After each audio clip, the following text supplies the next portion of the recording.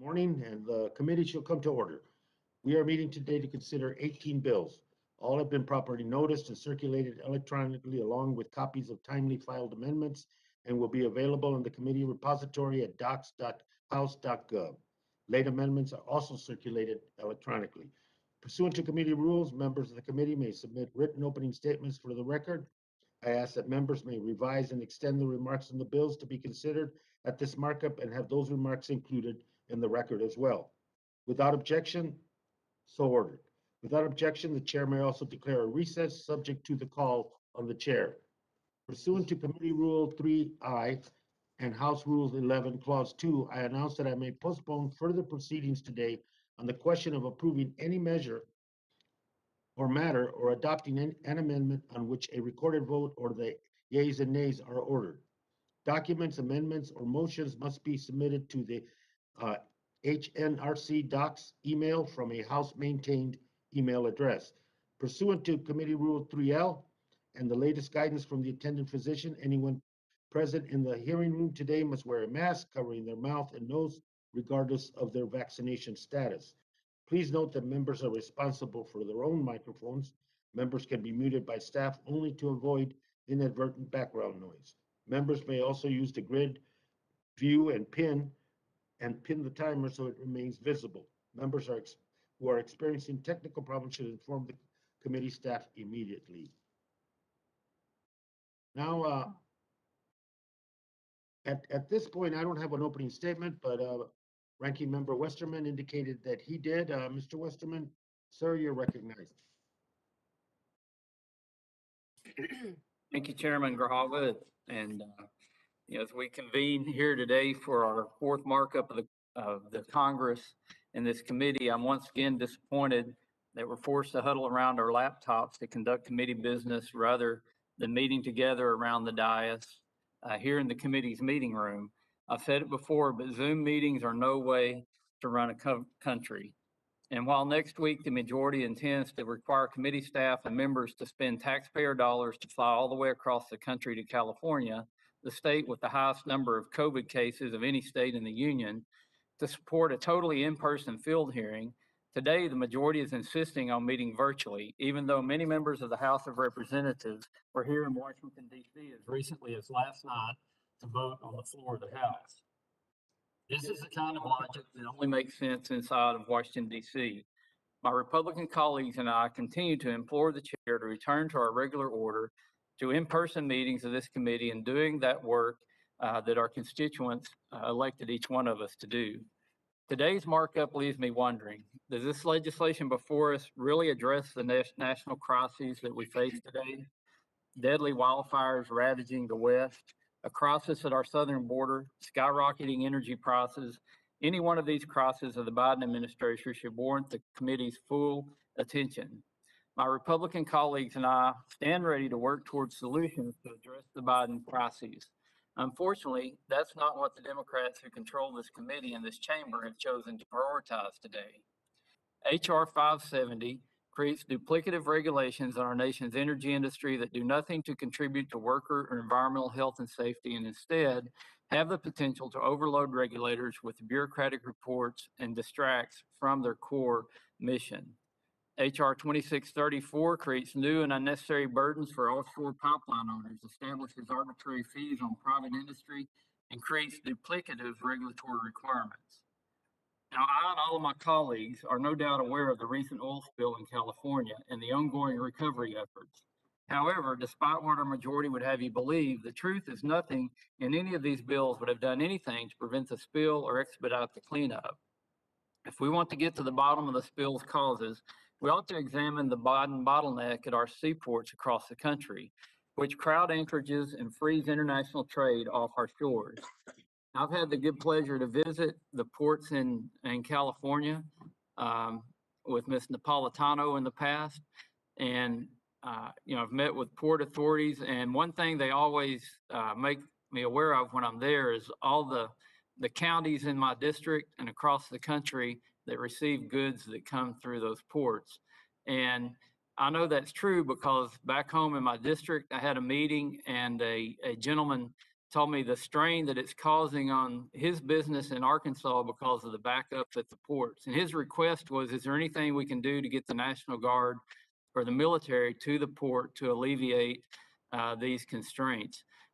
This administration needs to be focusing on that. The state of California, I wish, would focus on that, call out their National Guard or the president, do something to get these bottlenecks alleviated at the ports so that we're not seeing the backup in all these anchorages.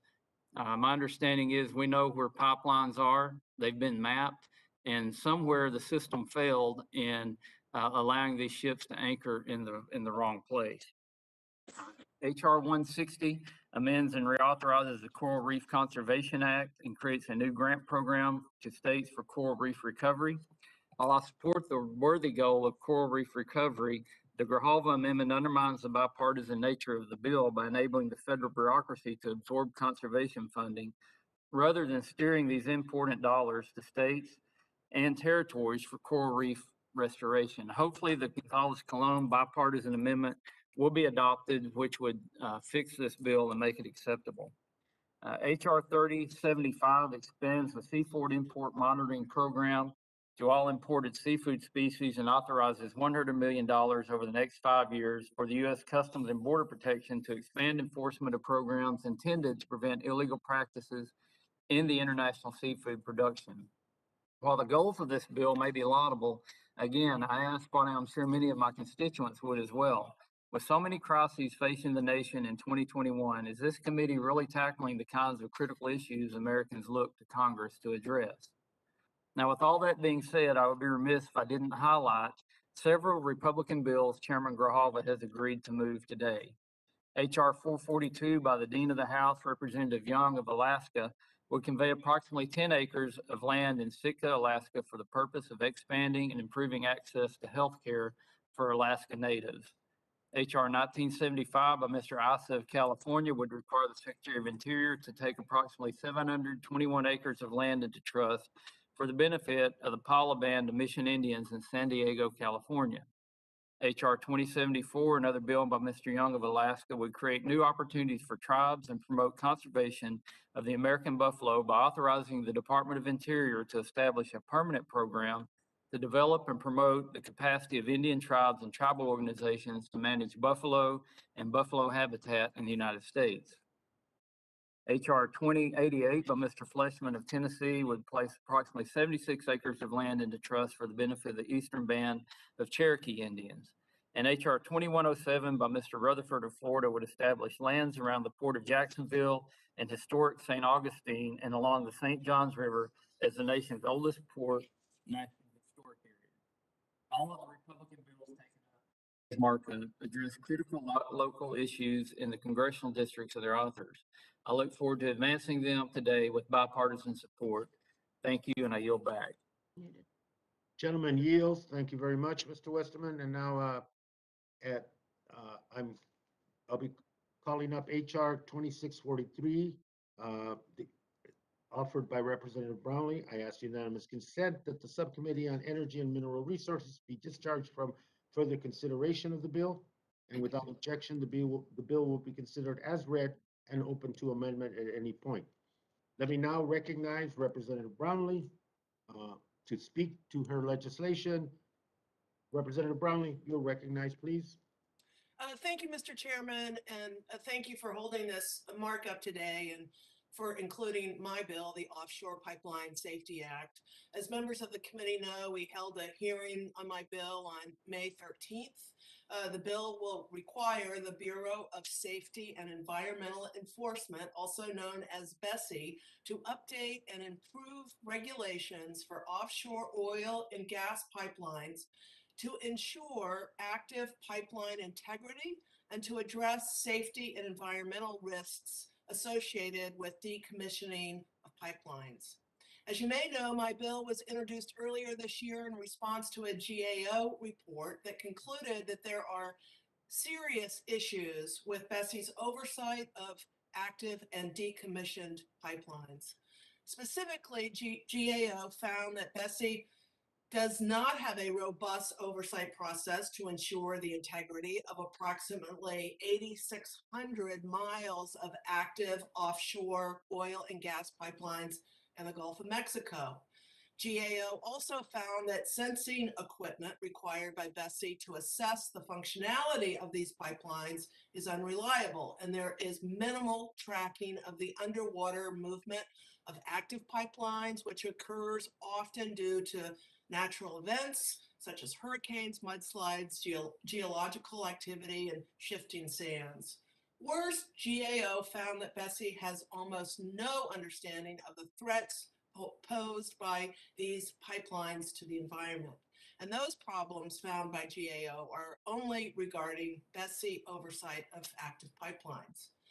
GAO also found that there are 18,000 miles of BSEE regulated pipeline that have been decommissioned and left on the seafloor, which pose environmental hazards due to corrosion and movement over time. Well, BSEE was given the legal authority to allow for decommissioned pipelines to remain in place should the circumstances merit. This authority to leave aging pipelines in place was intended to be the exception and not the rule. However, GAO found that BSEE has allowed over 97% of the decommissioned pipelines in the Gulf region to be left on the seafloor. This has been allowed to happen despite the fact that no comprehensive studies have been conducted on the chemicals and materials that may leak from these decommissioned pipelines, and no environmental impact assessments of the decisions were done. Many of these decommissioned pipelines were managed by operators who do not have the requisite money set aside to pay for removal, or in many cases, operators who no longer even exist. My bill will address the myriad of problems GAO found with BSEE oversight of active and decommissioned pipelines. First, my bill will require BSEE to finalize regulations to require pipeline owners pay for independent third-party inspections biannually and to equip their pipelines with modern leak detection systems. My bill would also require BSEE to conduct a study to evaluate environmental risks of leaving decommissioned pipelines on the seafloor and to consider environmental impacts when issuing a permit that allows an owner to leave their decommissioned pipeline on the seafloor. To pay for these inspections, the bill would add a fee on pipeline owners of $1,000 per mile for pipelines at a depth of less than 500 feet and $10,000 per mile for pipelines deeper than 500 feet. This fee would go towards paying for decommissioning or removing pipelines in the event that an owner files for bankruptcy. I hope all of my colleagues on both sides of the aisle can join me in helping enact these needed reforms to protect our oceans and our coasts from the harmful impacts of future oil spills. Mr. Chairman, I yield back. Thank you very much. Gentlelady yields back. And before we consider amendments, does any other member wish to be recognized on the legislation? Mr. Chair, I'd like to be recognized. So Levin, you recognize, sir? Thank you, Chair Grijalva. I appreciate that we've included Representative Brownley's Offshore Pipeline Safety Act on today's markup agenda. It's incredibly timely. As I'm sure we're all aware, there is currently an oil spill off the coast of Southern California. The spill likely began 2 Fridays ago offshore from Huntington Beach in Orange County, although it was not reported by the responsible oil company until the next day. The spill spread rapidly, including further south in Orange County, off the coast of Dana Point and San Clemente in my district. Tar balls that are likely caused by the spill have also been found in my district in North County, San Diego, and cities including Oceanside, Carlsbad, and Del Mar. I've had the privilege of spending a significant amount of time with our leaders who are operating the unified command that's responding to this disaster. Led by the Coast Guard and inclusive of relevant state and local authorities, the unified command has been aggressive and communicative in its response. They've done a good job of organizing cleanup teams and protecting environmentally sensitive areas, such as a number of lagoons in my district, as well as critical infrastructure, including the Carlsbad desalination plant. But make no mistake, this oil spill is a disaster for our environment and our economy. Beaches throughout the county were closed last week, which had a significant impact on businesses and the way of life in our communities. And fisheries throughout the spill area remain closed. We heard directly from small business owners in Dana Point Harbor in my district who suffered economically as the harbor was closed and business came to a standstill. More than $2 billion in wages and $4 billion in gross domestic product are generated by the marine economy, including coastal tourism in Orange County. So we have a lot to lose. This bill must not just be one more event in the litany of environmental disasters that our country has faced as a result of our addiction to oil. Instead, it's my great hope this drives us to change the policies that allow this sort of thing to happen so regularly. I'm pleased to support the Offshore Pipeline Safety Act, which moves us in the right direction without a doubt. But if you closely read the GAO report that the legislation is based on, you'll see that BSEE already requires subsea inspections and leak detection technology for offshore drilling infrastructure in the Pacific. So the message is clear. Even with the more stringent procedures we envision, we can still face economic and environmental disaster, which leads to the following conclusion. The only foolproof way to protect our coasts, oceans, and the marine economy in California that relies on them is to end drilling off our Southern California coast once and for all. The first step to doing so is making the offshore drilling provisions of the Build Back Better Act that we passed out of this committee the law of the land. I'm proud that our bill invests in the long-term protection of coastal communities by ending new federal oil and gas leasing in the Pacific and beyond. This policy goes hand in hand with the other provisions in the bill that accelerate our transition away from the fossil fuels that drive more intense hurricanes, longer wildfire seasons, and deeper droughts. And it's also important to note that oil production offshore of California is a drop in the bucket when compared to production nationwide. In fact, the annual oil production offshore of California is just 1/3 of what our nation produces in a single day. So it's easy to see the importance of the common sense policy in the Build Back Better Act. The economic risk posed by drilling and disaster in our region, it is overwhelming. And when you compare it to the benefits, even more so. I'm not alone in this analysis. I was joined by nearly 80 of my colleagues last week in supporting the offshore drilling ban in the Build Back Better Act. So as communities in my district continue to recover from the economic consequences of the oil spill, I urge my colleagues to support the Offshore Pipeline Safety Act and the offshore provisions in the Build Back Better Act. With that, Mr. Chairman, I'll yield back. Gentleman yields. Thank you, Mr. Levin. Anyone else wish to be recognized? Any other member? Westerman. Yeah, I'd like to be recognized, Mr. Chairman. Congressman Lowenthal. Yeah, did Mr. Westerman, did you seek to be recognized? I did, Mr. Chair. Sir, you're recognized, and then Mr. Lowenthal. Thank you, Chairman. I oppose this bill. You know, the obvious thing we need to understand right off the bat is that a decommissioned pipeline is not a threat for a spill because decommissioned pipelines do not have product in them. Actually, decommissioned pipelines provide a lot of structure to provide fish habitat and other benefits. And then, you know, these regulations that I believe are over regulatory, that they get into, you know, telling producers how to build the watch other than, you know, what time is it. And they're technically not feasible with the regulations that would be in this bill. HR 2643 would be an unnecessary burden to offshore pipeline owners by establishing new arbitrary fees and including duplicative regulations that already required are already required by the Pipeline and Hazardous Materials Safety Administration.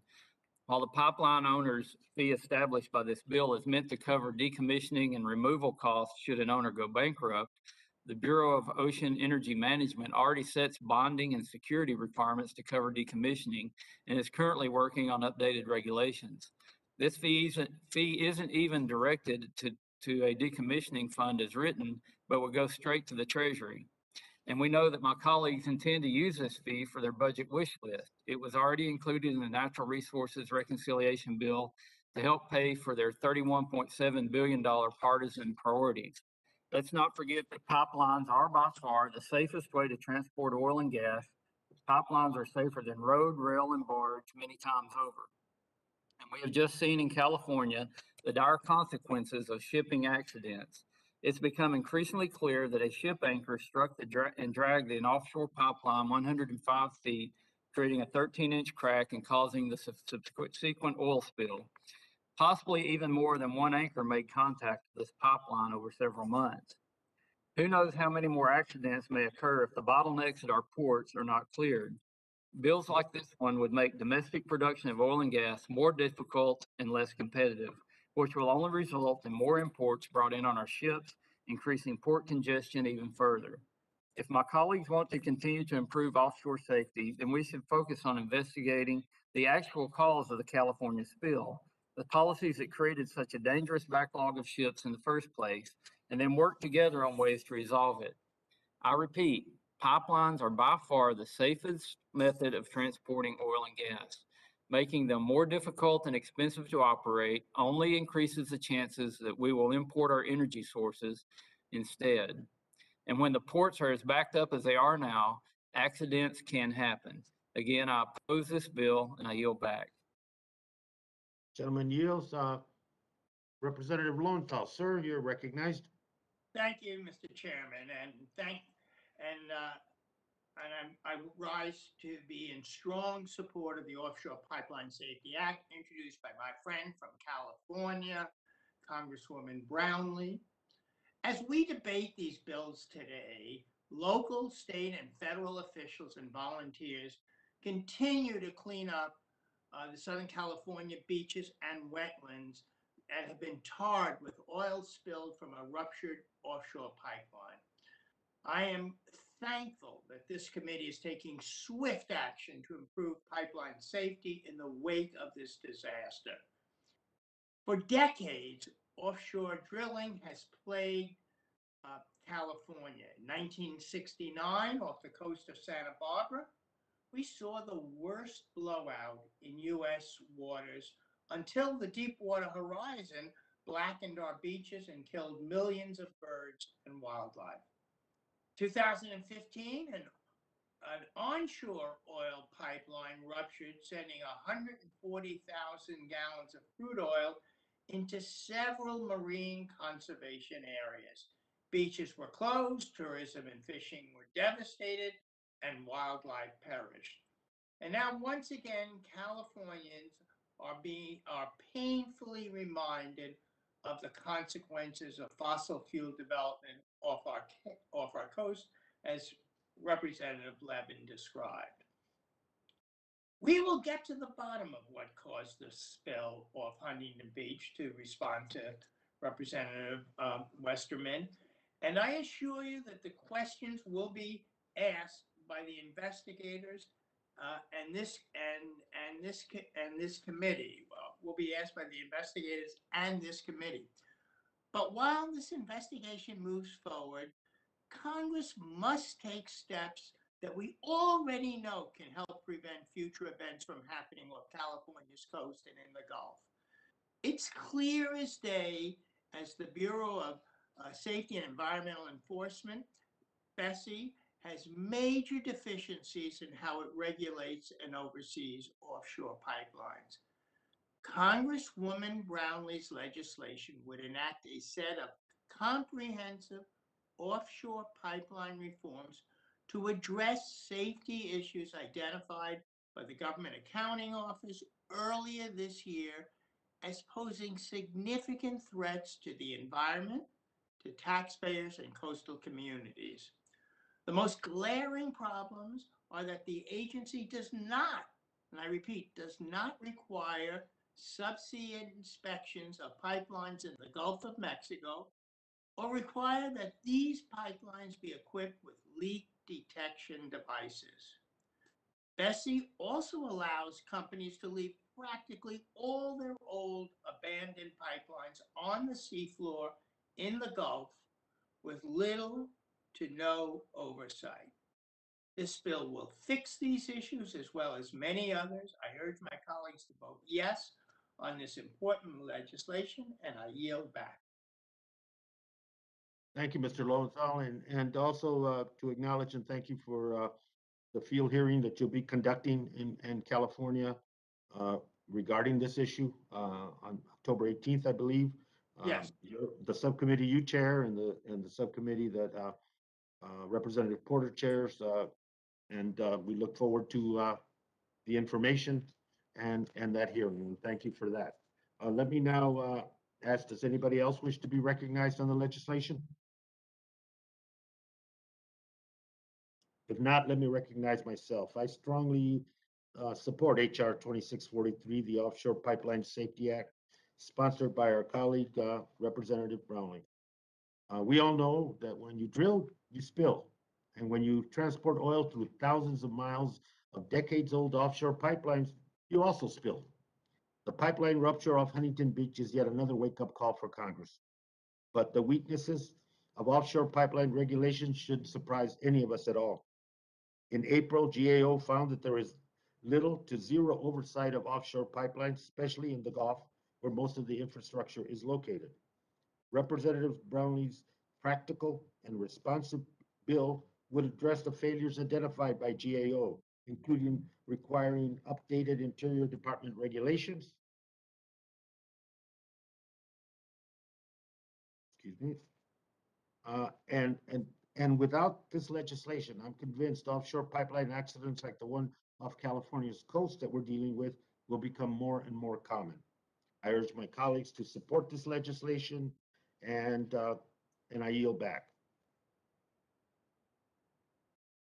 Hearing no further debate on the question is now on the Rosendale Amendment number 1. Mr. Rosendale, you are recognized for 5 minutes to discuss your amendment. Sir? Thank you, Mr. Chair. Mr. Chair, my amendment would strike Section 3D of this bill, which imposes burdensome new fees on offshore pipeline operators. The bill's title, the Offshore Pipeline Safety Act, implies the goal of the legislation is to promote safety. But the $10,000 per mile fees imposed by this bill make clear that this legislation is part of the Democrats on this committee broader goal to impose numerous fees and mandates until oil and gas companies can no longer operate profitably. The fees in this section will cause serious harm to America's energy industry and detract from the years of progress made under President Trump's administration. Under President Trump, America's energy production and innovation finally began to reach its full potential. For the first time in decades, America was a net exporter of energy. But in the span of 9 months since President Biden took office, much of that progress has been lost. President Biden wasted no time rolling back President Trump's successful policies. With the stroke of a pen, in the first days of his presidency, President Biden imposed a destructive moratorium on oil and gas leases on federal lands, which, by the way, the courts have ruled is illegal, shut down the Keystone XL pipeline, and began reviewing and rolling back many Trump-era energy policies that put us on a path to prosperity and self-reliance, costing jobs and tax revenue and an exasperating inflation. Make no mistake, this bill has nothing to do with pipeline safety. It's about fulfilling a radical environmentalist agenda, exporting American jobs, and eliminating fossil fuels. Pipelines are the safest mode of energy transportation, according to the U.S. Department of Transportation. And American companies and pipelines are already subject to many regulations designed to promote safety and to protect the environment. This bill will not make pipelines any safer, but it will hurt our nation's energy production at a time when our country can least afford it. There's not a single American who is free of the effects of rising gas prices, which has been fueled by this administration's attack on American energy. Rising oil prices affect the cost of virtually every consumer good. Plastics are petroleum byproducts and therefore heavily dependent on the price of oil. 2/3 of farm equipment are powered by diesel engines, meaning the cost of produce and food is somewhat dependent on oil cost. Not to mention nearly every good or product sold at retail stores is transported at some point by gasoline or diesel-powered vehicles. The Biden administration's anti-energy policies have driven oil prices up to their highest point in years. This Monday, oil closed at over $80 a barrel. The last time we saw prices this high was nearly 7 years ago in October of 2014. But instead of addressing rising oil prices and inflation, this committee is marking up a bill that would deceitfully impose crushing new fees under the guise of safety. The cost of such fees would inevitably be borne by the American consumer, again, hurting those who can least afford it the most. I urge my colleagues to support this amendment and strike this extremely damaging provision from this bill. I yield back. Mr. Chairman, Chairman Yields, anyone wish to be recognized? Mr. Chairman, I request time to speak to the amendment. Gentlelady's recognized. Thank you, Mr. Chairman. I strongly oppose the Rosendahl amendment. Look, it's pretty simple. Taxpayers should not be forced to pay for the cleanup of decommissioned pipes left behind on the ocean floor by polluting industries. The industries who want to exploit our natural resources for profit should clean up their own garbage, not leave it behind for future generations of American workers to pick up the tab. As I noted earlier, Bessie has allowed over 97% of the decommissioned pipelines in the Gulf region to be left on the sea floor. That is 18,000 miles of rotting pipes. The annual pipeline fee is a common sense way to protect our taxpayers from the financial risk of having to pay to clean up the polluting mess that oil and gas industry has left in our oceans. And for this reason, it was included in the Build Back Better Act. A 2004 Bessie study estimated that removing all offshore pipelines would cost well over $21.5 billion. And this estimate didn't even account for the more than 8,000 miles of pipelines installed since 2004. To protect taxpayers and raise funds needed for pipeline removal, HR 2643 directs Bessie to annually charge offshore pipeline owners $10,000 per mile for pipelines in water depths greater than 500 feet and $1,000 per mile for pipelines for water depth less than 500 feet. Mr. Rosendahl's amendment would force American taxpayers to pick up the tab for this mess. And for this reason, I urge my colleagues to vote no on this amendment. Thank you, Mr. Chair, and I yield back. Gentlelady yields back. Anyone else wish to be recognized on Mr. Rosendahl's amendment number 1? Let me Mr. recognize Chairman. myself. Yes. That, Who seeks recognition? Mr. Westerman? yes, sir. You Am I recognize? recognized? Okay, thank you, Chairman. And I support this amendment, and I appreciate the gentleman from Montana, Mr. Rosendahl, for offering it. As was mentioned, gas prices hit a 7-year high earlier this week. When you look around our country, we have crises after crises. We have a supply chain crisis that a lot of that is linked to what's happening in the ports in California and the ports all across this country. We have an energy crisis. We have a labor crisis. And yet my colleagues are here advocating for more policies that will worsen these crises and drive up energy costs even more. As I said earlier, this fee isn't even directed to a decommissioning fund as written, but would go straight to the Treasury. This provision was already included in the Natural Resources Reconciliation Bill to help pay for the $31.7 billion wish list, meaning Americans will pay for this both on tax day and at the pump. Rather than enact more legislation to hurt domestic energy production and drive up energy costs for American families and businesses, we should be addressing the unprecedented supply chain crisis before it gets even worse. We're already hearing rumors that shelves may not have supplies on them when Christmas season shopping comes around. I mentioned earlier, folks in my district back in Arkansas are talking about the squeeze that they have on their supply chain and how that's adversely affecting businesses. We're seeing increased inflation in energy and food and all across the board. And there's really no purpose in this added regulatory burden and these added regulatory fees. These decomposing pipelines, as they were talked about, are no environmental threat when they have no product in them. And when they're decommissioned, they actually provide structure for habitat. I wish Mr. Graves was here to talk about that more, but I think this is unneeded, unnecessary regulation. It's going to add additional cost, and Mr. Rosendale's amendment helps rectify that. Again, I support the amendment and I yield back. Gentleman yields back. I recognize myself in opposition of the amendment and urge my colleagues to vote no. As my colleagues likely remember, a similar offshore pipeline owner's fee was included in the committee's Build Back Better Act. This provision will raise critical revenue so that American taxpayers are not forced to pay cleanup costs for over 8,000 miles of active pipelines and 18,000 miles of decommissioned pipelines on the Gulf of Mexico seafloor.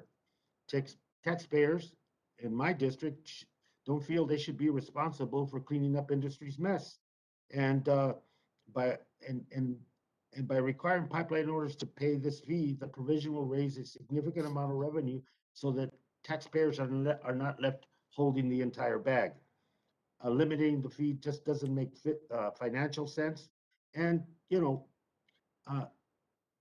we keep thinking back to the Trump administration and how wonderful it was and how everything was springtime and fresh air. Well, it wasn't. You know, during that period, the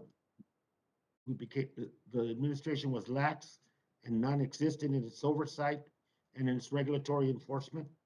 There was no consequences, and there was no cost of doing business for industry. It was their initiative and their influence that drove what the administration did or didn't do in this issue. GAO pointed out that something had to be done. That simply waiting, and this is what I think is the appeal from my colleagues on the other side of the aisle. Don't do anything. Let's just wait this out. Well, we can't afford to wait this out. And Huntington Beach is a good example of that. And so I oppose this amendment because it doesn't deal with the reality that we're facing, and more importantly, it places the burden of responsibility on cleanup, which is all we're left with here. We're not left with any prevention, which this bill deals with. We're left with only cleanup after the fact, after the consequence. And I think that the taxpayers should not be left holding that bag. They should not be the sole responsible ones. And this bill begins to address it and respond to the critical findings that were found in the GAO report. I urge my colleagues to oppose this amendment, and I yield back. Anyone else wish to be recognized? Hearing no further debate on the question is now on Rosendale Amendment number 1 to the bill. I will pause now so that members in favor can unmute. All those in favor indicate by saying aye. Aye. Thank you. Members will please mute themselves again, and I will pause so that members opposed can unmute. All those opposed indicate by saying no. No. No. In the opinion of the chairs, the noes have it, the noes haven't, and the amendment is not agreed to. Mr. Chair, could I request a recorded vote, please? Gentleman has requested a recorded vote, and this vote will be postponed pursuant to the prior announcement. We now go to Representative Rosendale. You have an amendment designated as number 2, and I reserve a point of order. You are recognized, Mr. Rosendale, for 5 minutes. Thank you so much, Mr. Chair.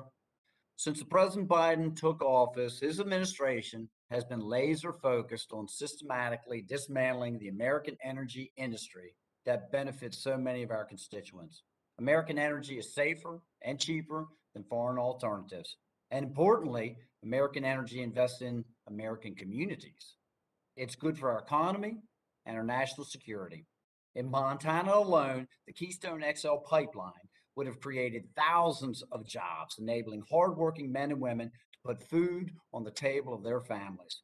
In the first year alone, it would have contributed more than $80 million in tax revenues to local communities, funding schools, police, and fire departments, building roads and parks. These funds are in some of the most rural and economically distressed communities in my state. The Biden administration and my friends across the aisle like to talk about justice, environmental justice. But where's the economic justice in destroying jobs and tax revenue from economically distressed communities? At the time President Biden shut down the pipeline, TC Energy had awarded more than $1.6 billion worth of contracts to 6 American companies who would have employed 7,000 union workers, earning more than $900 million in gross wages this year alone. And thousands more were employed indirectly to support these workers. And now, instead of the pipeline being constructed and communities across our country reaping numerous benefits, TC Energy has canceled the project and is tearing the existing pipeline out of the ground as we speak.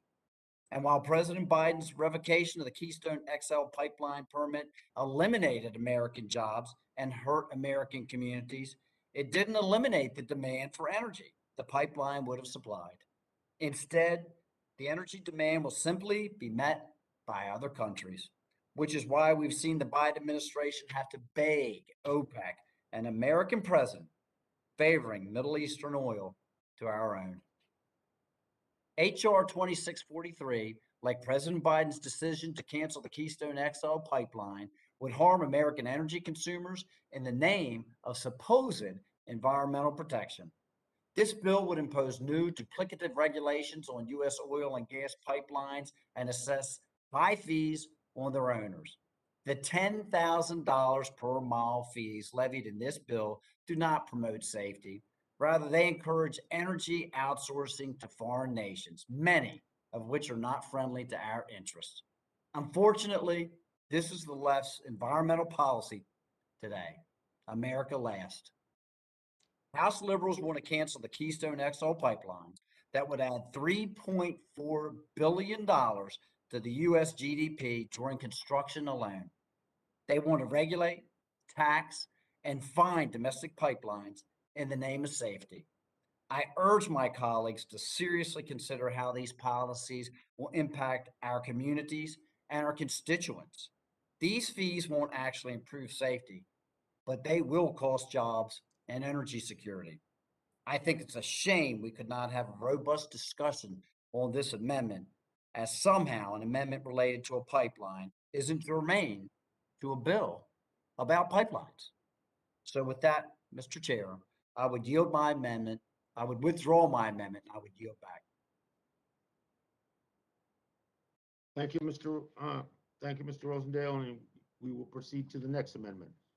Representative Rosendale, you have the next amendment designated as number 3, and you're recognized for 5 minutes. Thank you so much, Mr. Chair. Unfortunately, we're not here today to discuss legislative solutions to lower gas prices and address the rising inflation in our country.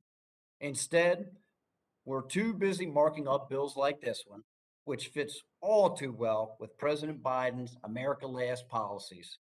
HR 2643 creates new duplicative regulations on oil and gas pipelines, and it assesses steep fees for the owners of those pipelines up to $10,000 a mile for the pipeline. As I've said before, pipelines are the safest mode of energy transportation, and $10,000 fees have nothing to do with pipeline safety.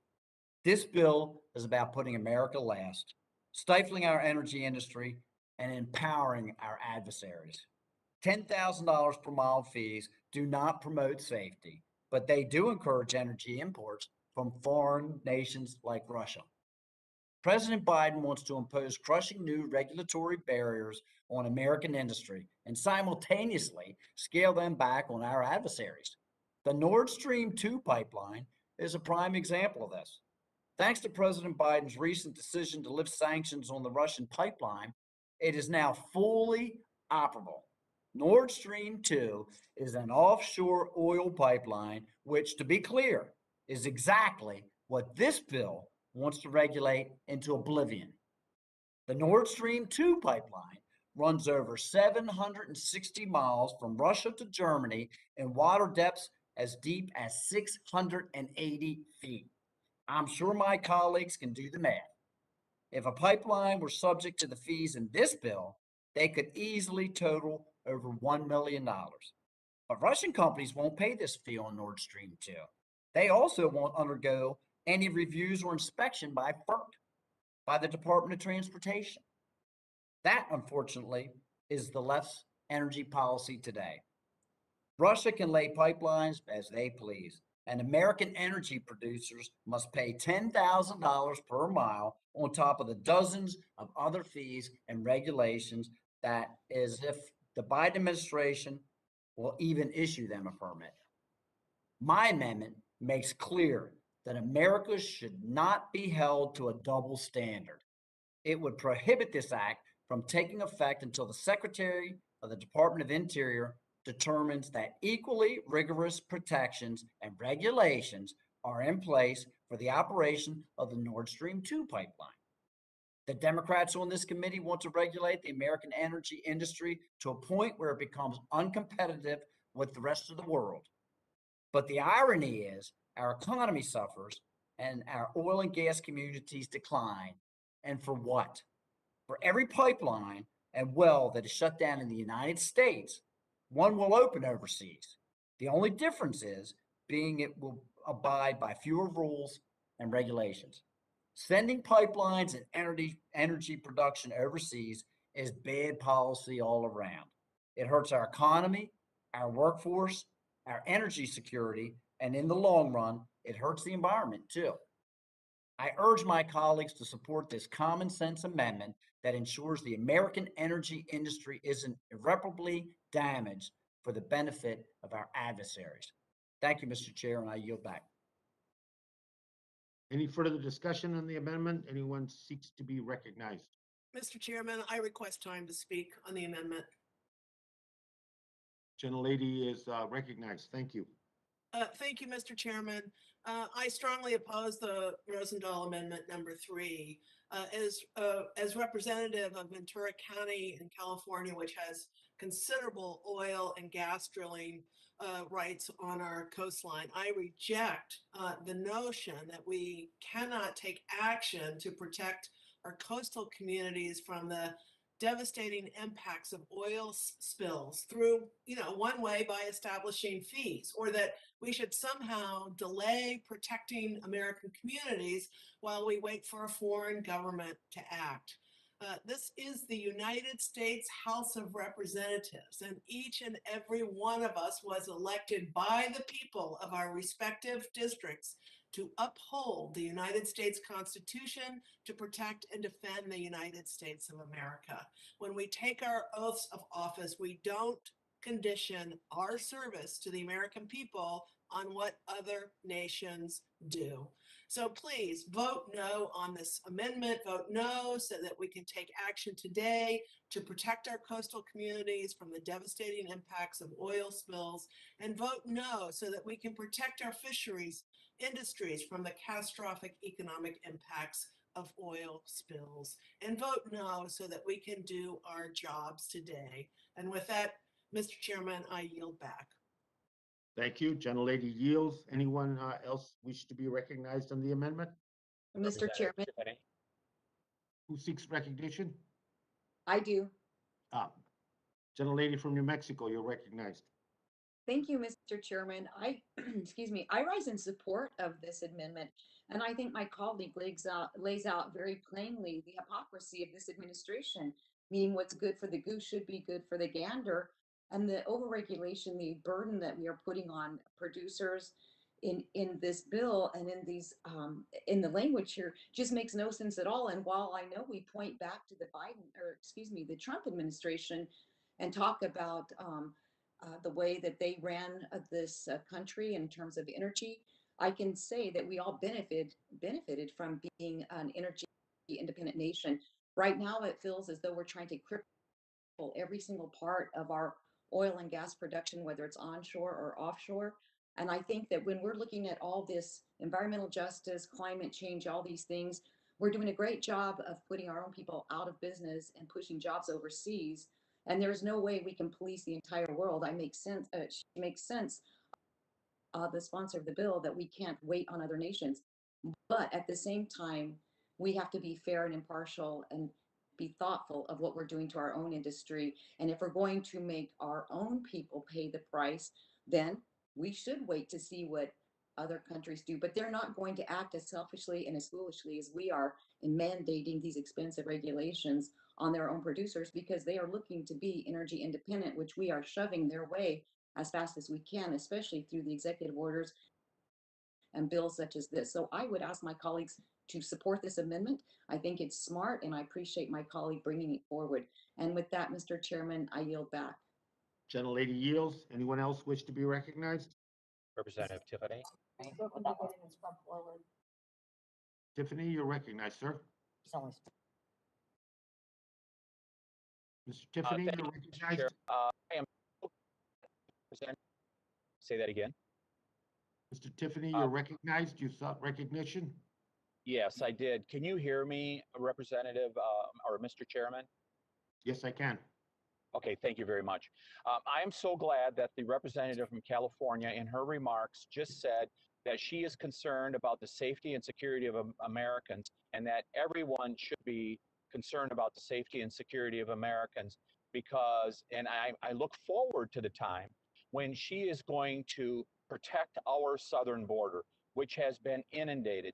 No one is talking about that on your side of the aisle, about how we basically are borderless at this point. The numbers are staggering that are going on. And we're here talking about safety and security. And there are inconsistency, call it hypocrisy, that we have no protections on our border. And somebody is saying now, well, gosh, we got to make sure that we protect our country from being energy independent. It is such an inconsistent position to take. I look forward to working with members across the aisle to get our borders secured and truly deal with the safety and security of our country. I yield back. Gentleman yields. Anyone else wish to be recognized on the amendment? Number 3 by Mr. Rosendale. Hearing no further debate, the question is on Rosendale Amendment number 3 to the bill. I will pause so the members in favor can unmute. All those in favor indicate by saying aye. Aye. Aye. Members will please mute themselves again, and I will pause so that members opposed can unmute. All those opposed indicate by saying no. No. No. No. In the opinion of the chairs, the noes have it, and the amendment is not agreed to. Mr. Chair, can we get our request to record a vote?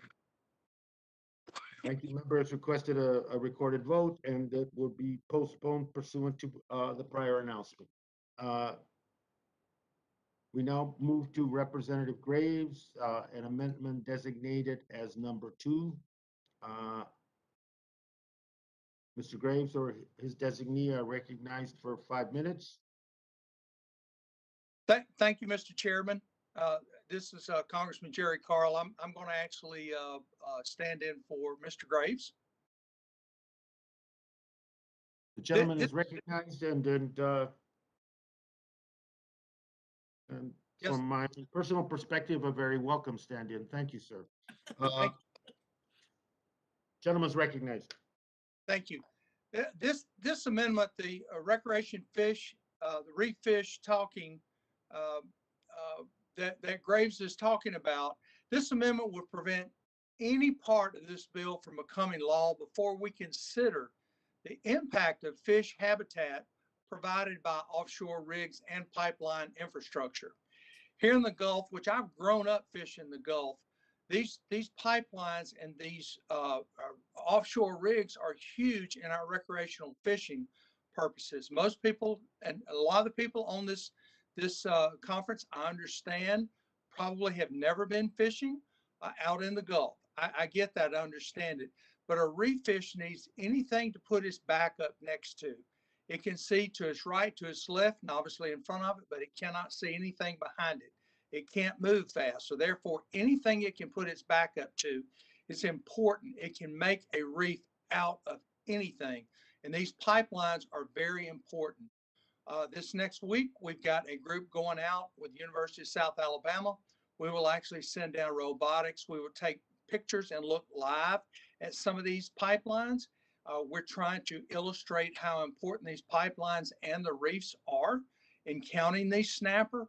We work so hard to protect this reef fish, but yet now we're stuck with a situation that we want to tear all these pipelines up. These pipelines are playing a very vital role in the red snapper making their comeback, and we need to keep them in place. These fish can use this as a reef. They can back up to it. I invited our Democrat colleagues to join us on this trip Monday. We were turned down by them, so we've got the Republicans going out. I'm very sorry to say that. I wish the Democrats would be a little more open-minded, Mr. Chairman, and try to work with us when we try to show examples of how we work hard here in the Gulf to protect our snapper count. It's not all about the oil. It's not all about the profits. Does that play a role in overall? Yes, it does. But the role it plays is national security. We're watching our prices of fuel go up. We're watching our prices of natural gas are going to go through the roof. And I promise you, next November, my Democrat colleagues are going to pay the price at the poll. We have the same environmental groups down here knocking on our doors. On paper, it looks horrible. On paper, they'll give you the worst case scenario of everything going on. But in reality, so many of these things are needed. A typical offshore rig, give you an example, is home to 12 to 14,000 fish, and it provides 2 to 3 acres of inhabited area for hundreds of marine species that otherwise, without it being there, would not exist. The Gulf of Mexico primarily is just flat. It's uncharacterized bottom. So therefore, these unnatural reefs that are put out there, which are the pipes that are on the ground, the humps on the bottom, and also the rigs themselves are extremely important for what we're looking at. The Hearts Institute, the Great Red Snapper Count, they estimated the uncharacterized bottom provides essential habitat for 36,000 red snappers across the Gulf. Now, we've just spent years and countless dollars counting these fish, trying to figure out a way of raise the fish count, and we are getting there, especially in the Gulf. You look at Alabama's numbers.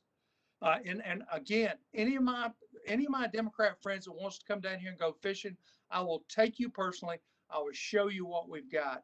But we're at a situation now that we want to start tearing down all of this infrastructure that these fish use. You know, the American Sports Fishermen Association. Well, let's talk about dollars and cents. The American Sports Fishermen Association estimate the economic contribution to recreation fishing just in Alabama. We got a very small coastline. You got to keep that in. We're not a Texas. We're not a Florida. We have a very small snippet of coastline. It's around $466 million a year, and it supports 3,400 jobs. So to penalize these oil companies with these huge fees on these pipelines, and to treat these unused pipelines like there's some type of disease is wrong. We can use them. That's just like taking an old ship. You're saying it's wrong to sink an old ship out at sea. That's perfect. We need more of that.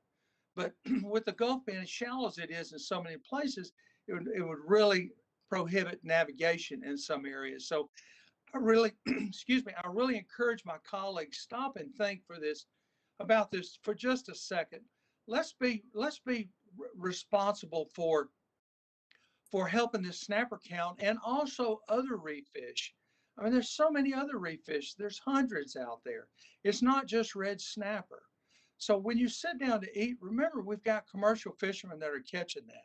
You know, when you want to take your grandchildren out fishing, a place like Orange Beach, Alabama, remember we've played a role in saving those fish.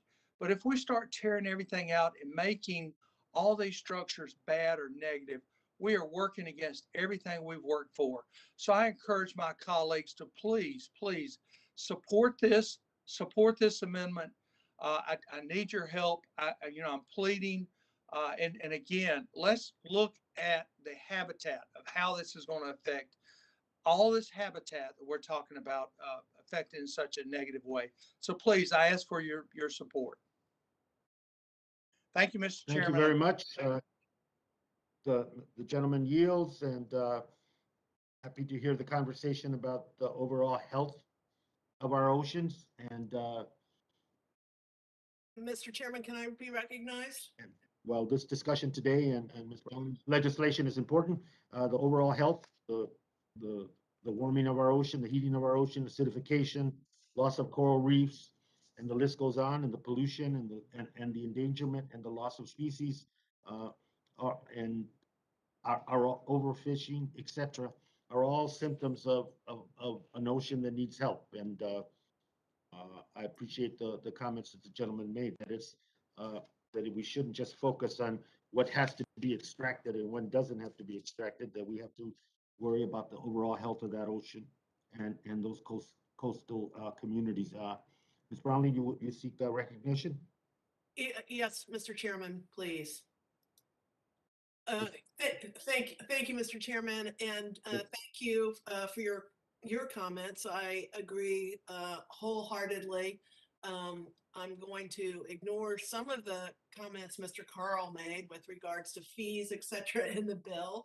But I do believe Mr. Graves' amendments and changes to add consideration of environmental benefits, not before, but along with the risks, to add consideration of the impacts of decommissioned pipelines on both commercial and recreational boating, and to add consideration of the impacts of decommissioned pipeline removal on reef fish habitat are good additions. And so I thank him for the amendment, and I encourage the committee to adopt the amendment. And I hope if the committee does, I hope Mr. Graves and Mr. Carl will vote yes on the overall bill. And with that, I yield back, Mr. Chairman. Gentlelady yields. Anyone else wish to be heard on the Graves Carl amendment? Chairman, it's Westerman. Mr. Westerman, sir. Thank you, Mr. Chairman. I greatly appreciate my colleague, Mr. Carl, who offered this amendment, a great amendment by Mr. Graves, and it makes the point that I made in my opening remarks. And I think that anybody who knows about fishing understands that structure draws fish and it creates habitat for fish. Even in the freshwater lakes and rivers I fish in back in Arkansas, the place to catch fish is around structure. And I've been out in the Gulf. I've been out there with Mr. Graves, and one of the places that we stopped to fish was actually where the juncture of some pipelines. It was around rigs that are out in the ocean.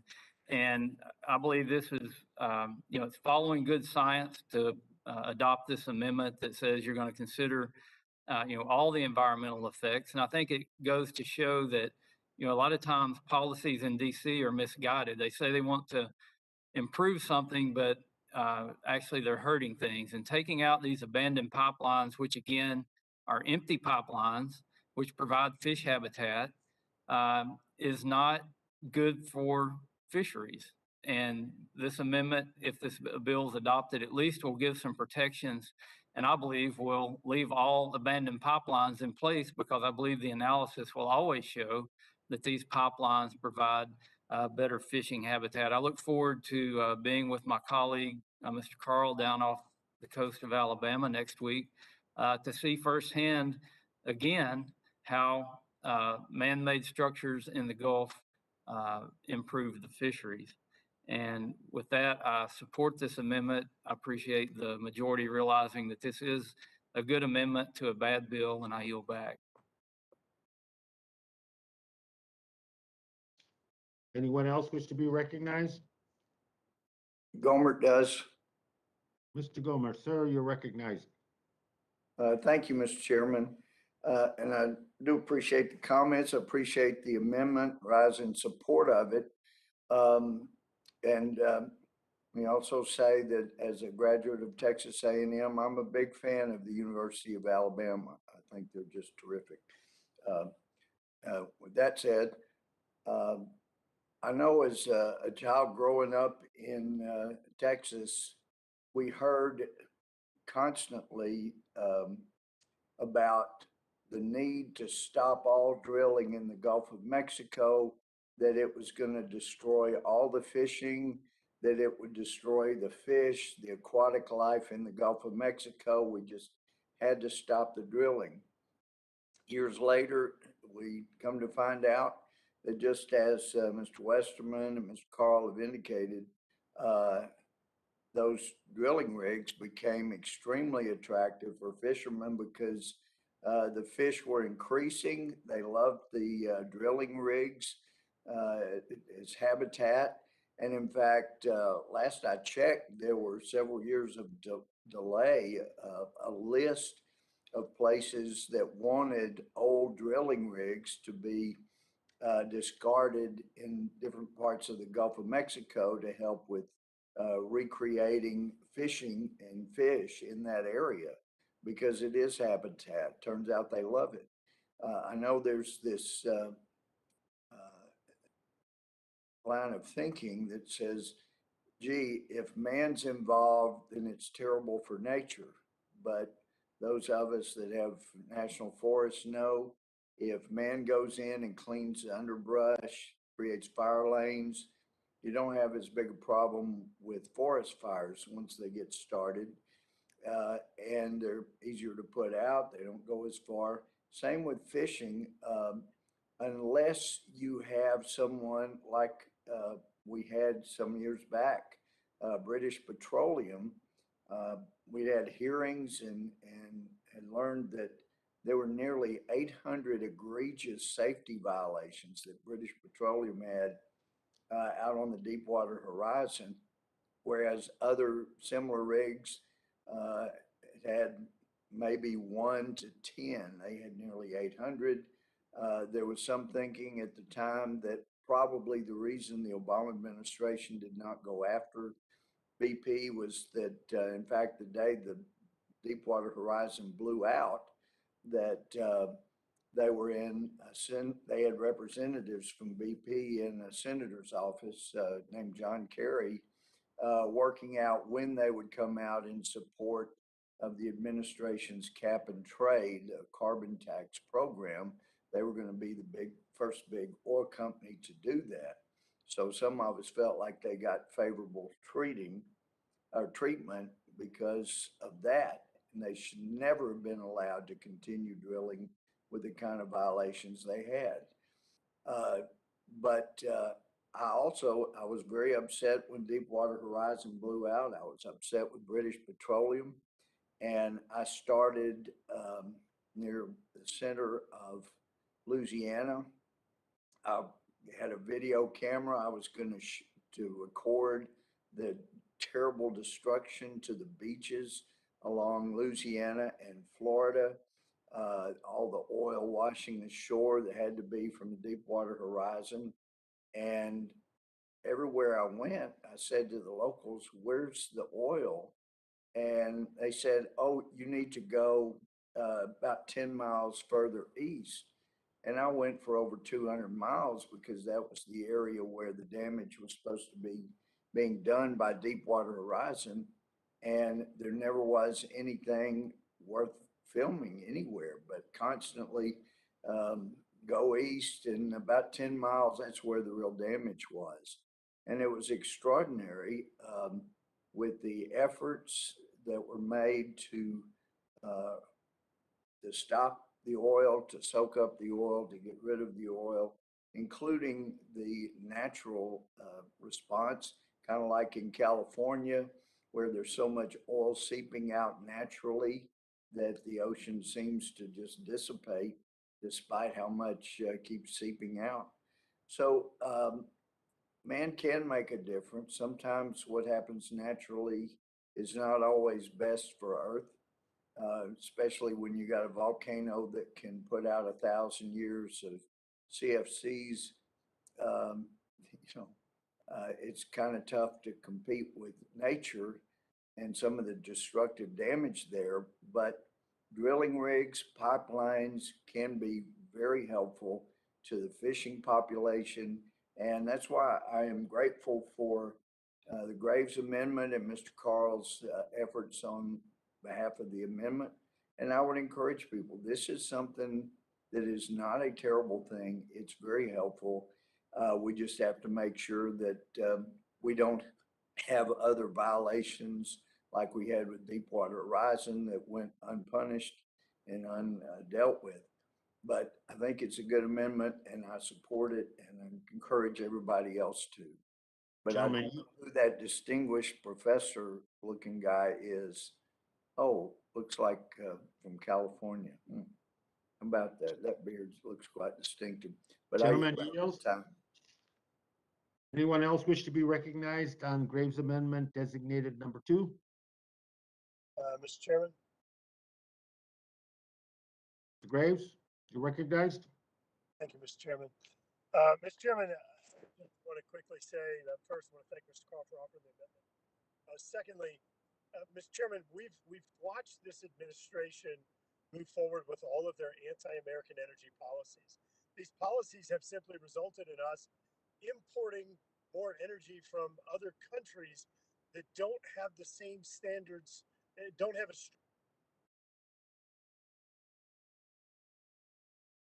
stringent environmental at greater risk by doing this, by forcing this tax, which, by the way, is also in the reconciliation bill. We've seen this play out. We've had expert witnesses, nonpartisan career agency officials sit in front of us and tell us that when you stop producing domestic American energy, all it does is increase your dependence upon foreign energy with less environmental standards. So I'm really struggling to understand why this administration, helped by the Democrats in Congress, would continue to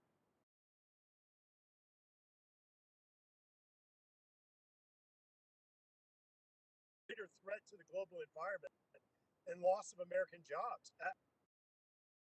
We represent Americans.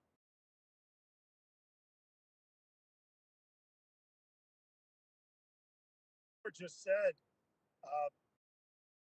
these pipelines do provide habitat in addition to them being the safest way to transport energy, as proven by the National Resources, excuse me, National Resource Council.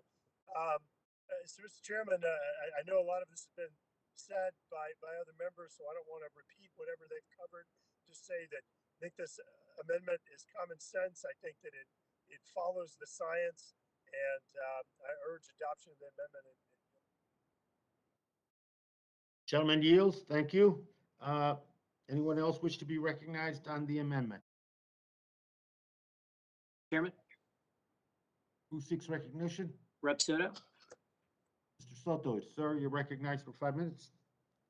Thank you, Chairman. I rise in support of this amendment by Representative Carl, and certainly understand to my brothers and sisters along the Gulf Coast that while we in Florida oppose in a bipartisan fashion offshore drilling on our coast, we do recognize that these structures, along with sunken ships and other structures, can be critical for the very popular sports fishing throughout our states. And I urge my colleagues to support the amendment.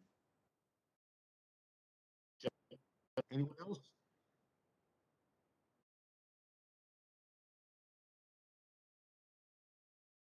Thank you very much. And I will now, hearing no further debate, the question is on the Graves Amendment number 2 to the bill. All those members in favor, please indicate by saying aye. Aye. Aye. All those members opposed indicate by saying no. No. In the opinion of the chairs? No. The ayes have it, the ayes have it, and the amendment the is aye. approved. Representative Graves, you now have amendment designated number 3, and you're recognized for 5 minutes. Chairman.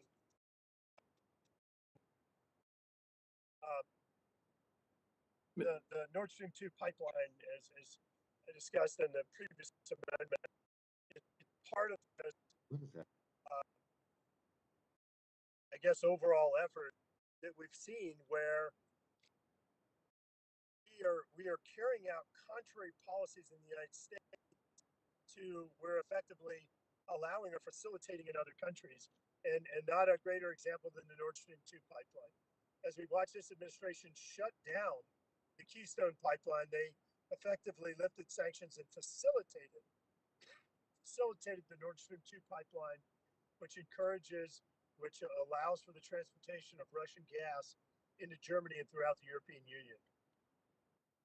Mr. Chairman, what this amendment would do is it simply says that no Nord Stream 2 gas could be used until the sanctions are in place on that pipeline. The proper sanctions that were put in place by the Trump administration, but ultimately removed by the Biden administration. Now, the Biden administration did try and come back and put some additional protections in place, but effectively, as we've all seen, we're watching Vladimir Putin try and squeeze Europe, trying to get his gas with higher emissions, with higher environmental impacts all across Europe, supplying U.S. gas. So this amendment just says that you no Nord Stream 2 gas until the appropriate sanctions are in place. This goes along, unfortunately, with the theme of this administration, which is anti-U.S. energy, pro-Russia energy, which is I can't say it enough. It's just a baffling situation. So, Mr. Chairman, I urge adoption amendment. You bet.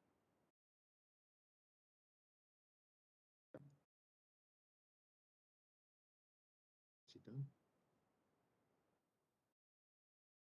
Any other members seek recognition on the amendment designated number 3?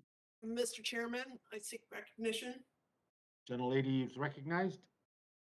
Thank you, Mr. Chairman. I agree with Mr. Graves on the merits of more sanctions on Russia deserve a full debate in consideration of sanctions regarding Russia, and the Nord Stream 2 pipeline should be considered in the committees that have the jurisdiction and expertise over these matters. This amendment has no relation to the underlying legislation, and it's certainly not under our committee's jurisdiction. And I would hope that Mr. Graves would withdraw the amendment, but barring that, I urge all members of the committee to vote no so that we can advance pipeline safety legislation, which is under our committee's jurisdiction. And with that, I yield back. Gentlelady yields. Anyone else wish to be recognized on amendment number 3? Mr. Chairman, Representative Tiffany. Mr. Tiffany, sir, you're recognized for 5 minutes. Yeah, thank you very much, Mr. Chairman. So I rise in support of this amendment. It's a very important amendment. It really is quite striking. After the previous 4 years of screaming Russia, Russia, Russia, that the Trump administration was in bed with them, to see the Biden administration immediately jump in bed when the Trump administration put an appropriate check on Russia. One thing, making sure that America was energy secure, that we were energy independent. And now we see the Biden administration giving a huge advantage to Russia. There is no bigger present that the Biden administration could have given to the Nord Stream. And that's why this amendment is so important. And let's remember, I've heard a few people people say that the all you guys talk about is the Keystone Pipeline, and it shouldn't be built and whatever. Let's remember that pipelines generally full attack across America. The most efficient, productive way in which to deliver affordable energy to Americans is pipelines, and they're being jeopardized in a variety of ways. I would point to you up here in northern Wisconsin, the Upper Peninsula of Michigan, through the Upper Great Lakes. We have a governor in Michigan who is trying to shut down Line 5. A permit given to the go through the Mackinac to update that pipeline. In other words, make it and to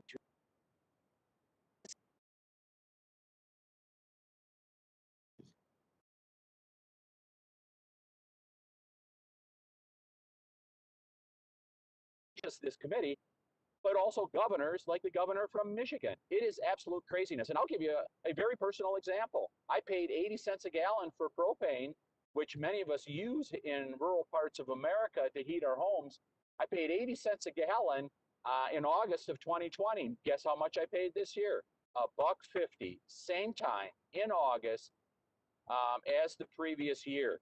Americans are being hammered by this increased energy costs, and with efforts like that are going on today by the majority in this committee, I hate to say to Americans, this is going to continue, and it is jeopardizing job security, economic security, and national security of all Americans, which we had attained over the previous decade, especially in the previous 4 years. I support this amendment for introducing it, Representative Graves, and I yield back. Gentleman yields. Anyone else wish to be recognized? Chairman, it's Westerman. Mr. Westerman, sir, you're recognized. Thank you, Mr. Chairman. I also support this amendment by my colleague, Mr. Graves. And I think he brings a very important issue to light here about how we can't be putting unnecessary regulations on American producers while we turn a blind eye to what the rest of the world's doing. And I know my colleagues across the aisle have shared a common concern with the safety in oil and gas production. And of course, safety is something that we all hold near and dear, and we want to make sure that we have the safest, most reliable energy sources in the world. And actually, we do have that, and a big part of it is because of pipelines. But this discussion really isn't about safety and reliability of energy sources. It's an attack on fossil fuels. My colleagues have stated it in this hearing already, or in this markup, that the only way to eliminate oil spills is to stop all drilling. And I think that's a position held by the Democrats, is that we want to stop all drilling. But I think there's a lot of flawed logic. There's a lack of math. There's a lack of science and a lack of reason in this argument. And first off, let's look at the logic.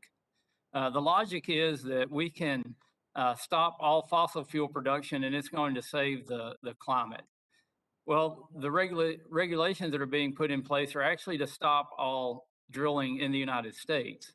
But it has been said already in this markup, the administration has put the clamps down on American production while they're asking foreign countries like Saudi Arabia and Russia to increase production, and Venezuela, places where the environmental regulations, the human rights, and all of those things aren't nearly as stringent as what we have here in the United States.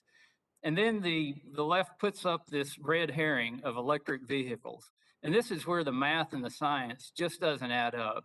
You want to attack our most reliable and efficient and low-cost energy source here in the United States and say, we're going to solve the problem with an electric vehicle. Well, look at the math. The U.S. accounts for 15% of global carbon emissions. Transportation makes up 29% of that. If we could magically wave a wand and convert every internal combustion engine in transportation, not just passenger vehicles and trucks, but ships, planes, all agriculture and construction equipment, if we could do that, we would reduce global carbon emissions by 4%. But I think everybody, if you'll be honest, would admit we can't do that. There's certain equipment that requires a different kind of fuel than an electric source. That is, if all that electricity going into those electric vehicles is produced by non-carbon sources. The fact is that if we impose this huge burden on America where we stop drilling and stop fossil fuel energy production, if we could wave a magic wand and make electric vehicles everywhere, we would have a very insignificant impact on global carbon emissions. As I heard someone once say, it would be about the equivalent impact as a hair on a mole's butt. It would not affect the overall global carbon emissions. Yet we want to drive jobs away from this country. We want to destroy our reliable energy sector. And we're doing it all in the name of this red herring of electric vehicles. It won't work. We should be focusing on policies to have clean energy, to have safe energy, reliable energy, and we should not be pushing all of our jobs overseas, which is just going to back up our ports even more. You know, this all goes back to the oil spill in California that we believe was caused by too many ships in the port that can't get unloaded because of supply chain deficiencies. So we can talk about safety in pipelines, and I think we're all interested in that. But let's look at this for what it really is. It's an attack on fossil fuels. And it's an attack that's not based in logic, it's not based in science, and it's sure not based in math.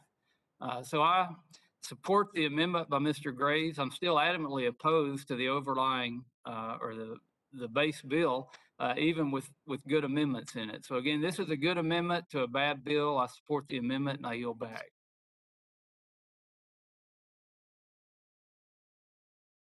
Anyone else seek to be recognized? Not, let me recognize myself. I oppose the amendment and urge my colleagues to vote no. This amendment seeks to permanently delay the implementation of key provisions of the legislation that reform and improve offshore pipeline safety requirements.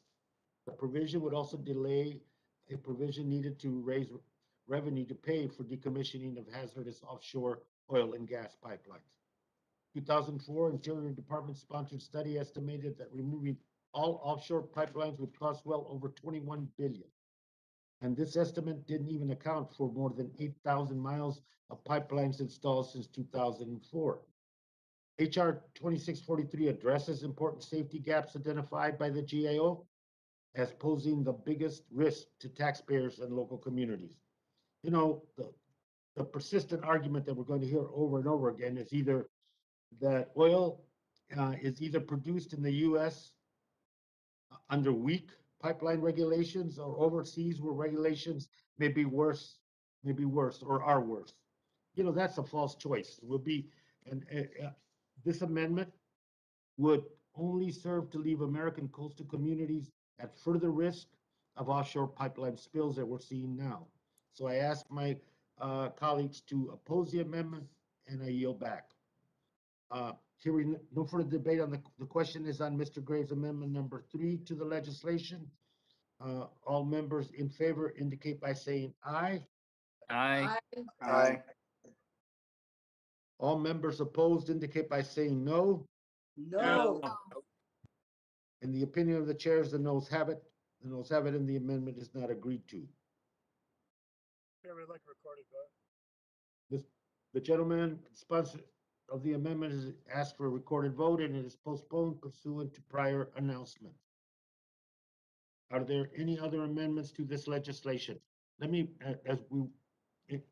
before a clarification in the Graves amendment number 2 that was adopted by voice vote. I think minority staff indicated that that wasn't clear. Procedurally it was, but just for the sake of clarification and for people's state of mind, it was adopted by voice vote.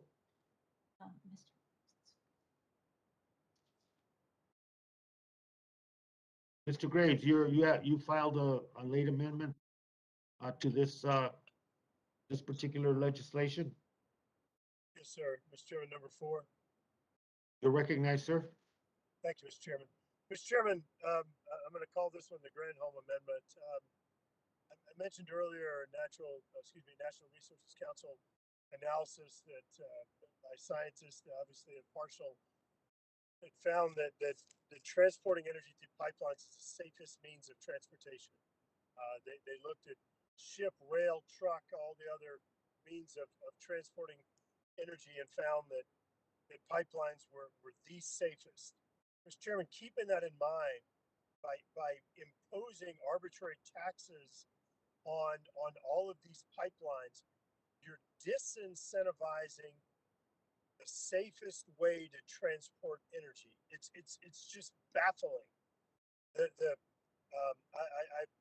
really hate what my friends in California are going through regarding the spill, and I think it's awful. We need to make sure we understand what happened. We need to make sure that we act and apply any lessons learned. I think the ranking member noted that it appears that there was some type of strike on the pipeline, and there shouldn't have been anchors anywhere near where pipelines are down, obviously. So I think it's really important that we don't sit there and look at that one spill and say that, oh, we need to stop using all pipelines. The facts are crystal clear. Under the Trump administration, we saw a significant decrease in oil spills in the United States. That's why we were increasing production. It is crystal clear that pipelines are the safest way to transport energy. And I will quote Energy Secretary Granholm said clearly, the pipe is the best way to go. Mr. Chairman, shutting down pipelines, all this does is further empower foreign countries, and it subjects the United States to leverage, and it eliminates U.S. jobs and economic activity. Mr. Chairman, I can't say it enough. The facts are clear on this. The evidence is clear. These same practices of trying to disincentivize U.S. energy production have been tried before under the Obama administration. It doesn't affect demand for energy. It doesn't. We're already seeing record gasoline prices. We're seeing our increased dependence upon energy from foreign countries. We're seeing Russia step in and take advantage of this. Why would my Democrat friends not follow the science, follow the evidence? Let's move in a direction that's the safest way to transport. Let's move in a direction where we're depending upon U.S. energy supplies and not becoming dependent upon more dependent upon foreign energy sources. It's not better for the environment. It's not better for the economy. It's not better for U.S. jobs. And it sure as heck is not good for prices of energy, where we're already seeing gasoline prices in record territory. And let's be clear. Let's be very clear. This administration and Democrats in Congress own it. So I'm giving you a chance to step out and show that that's not what you support, because I don't believe you do. I think that you support cleaner and safer environments, that you support American jobs, and you support a safer global environment. This amendment gives you a chance to show the American people that's where you stand. I urge you to vote yes. Yield back. Thank you, Mr. Grave. I hate to pass up that opportunity that you've offered all of us, but I appreciate your amendment. However, this amendment was filed significantly after the committee deadline. As such, members, our staff, affected agencies in the executive branch, and affected stakeholders have not had a sufficient opportunity to review and comment on the amendment. Therefore, I strongly encourage members to oppose the amendment. And does any member seek recognition before we put it to a vote? Mr. Chairman, I'd like to speak to the amendment. Recognized? Thank you, Ms. Brown. Thank you, Mr. Chairman. Obviously, I haven't had a chance to really digest this amendment, but I think that, you know, what we're really talking about here, again, in this bill is, you know, the safety of our pipelines. And, you know, we're just trying to follow what the GAO's recommendations are, is to close loopholes and safety regulations. And I just don't feel like we can afford any delay to that. And, you know, if the safest way to transport energy is through a pipeline, then let's make them safe. So with that, I would ask for a no vote on the amendment, and I yield back. Gentlelady from California yields back. Anyone else seek to be recognized on amendment number 4, Mr. Graves' amendment? Chairman, it's Westerman. Mr. Westerman, you're recognized, sir. Thank you, Chairman. Again, I thank the gentleman from Louisiana for offering a common sense amendment here that would delay implementation, you know, possibly doing harm to our energy distribution system here in the United States, to at least do an analysis to, which I believe would show that pipelines, again, are the safest, most efficient way to transport energy.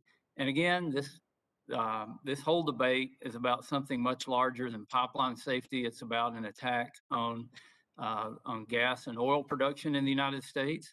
It's an attack that's continuing to be carried out.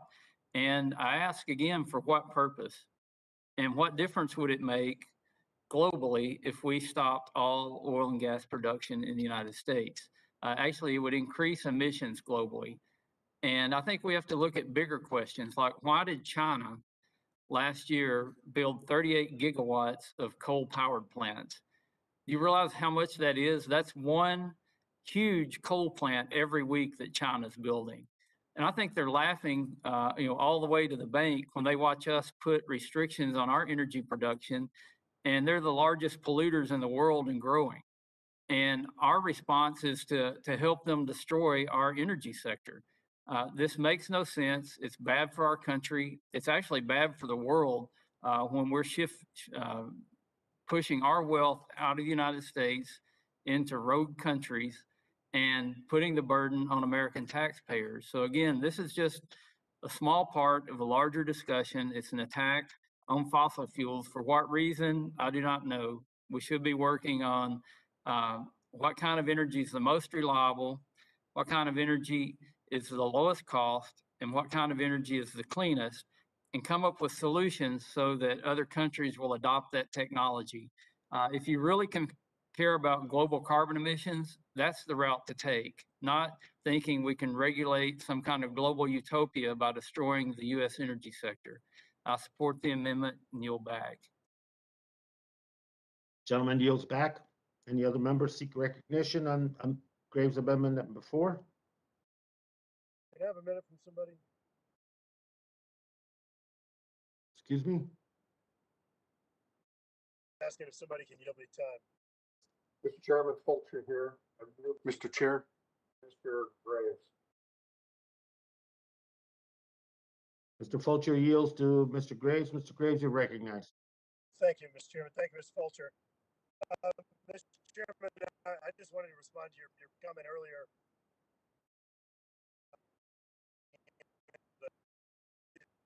I apologize. I did a better job clarifying the intent of the amendment, and so I want to take a minute to do that. So what the amendment does is it simply requires that there be an analysis on the efficacy of pipelines, meaning as it pertains to safety of pipelines and transporting fuel as compared to other options before this be put in place. So specifically, it says no provision of this act shall take effect until the Secretary of Energy conducts an analysis comparing the safety and environmental efficacy of U.S. pipelines to other methods of transporting oil and gas resources, including foreign imports, and certifies a safer mode of transportation. Mr. Chairman, let me just be clear on something. Shutting down pipelines doesn't stop the flow of energy. What you'll end up seeing as a result of putting this tax on the pipeline is that you're actually going to force energy companies to use older pipelines because they're not going to want to build new ones because they're taxed. So you're actually forcing energy through older pipelines that have less reliable technology, probably less safe. Listen to yourselves. You're talking about safety, but then you're carrying out practices that become more dependent upon less safe mechanisms. You're disincentivizing the safest way to transport. And in regard to Ms. Brownley's comment, I want to make note, the GAO report doesn't say we need to charge a $10,000 a mile tax anywhere. It doesn't say that. If there's safety measures, this pipeline safety has a long history in this House of moving forward with bipartisan support through the Transportation Committee, through the Energy and Commerce Committee. And I am confident, despite this committee's long history of dysfunction, that we could find ways to come together on pipeline safety under our jurisdiction. But Mr. Chairman, it doesn't make sense to disincentivize the safest means of transportation. Let me say it again, because here's what's going to happen. You're going to have folks that are producing energy, and they're going to say, well, I don't want to build a new pipeline, so all I'm going to do is build a new stub and connect to an old pipeline that as we've seen in California, may not be the best way to go. So Mr. Chairman, you're incentivizing greater spills, you're incentivizing less safety and greater threats to our global environment while becoming more dependent upon foreign energy sources with this legislation. This amendment tries to fix it. It does exactly what President Biden's Energy Secretary Granholm said. And we're just trying to help improve this bill. I urge adoption and yield back. Gentleman yields back. Is there any further discussion on the amendment? Members? If not, all those members in favor of Graves Amendment number 4, please indicate by saying aye. Aye. Aye. Members opposed, please indicate by saying no. No. Nope. In the opinion of the chairs, the noes have it, and the amendment is not agreed to.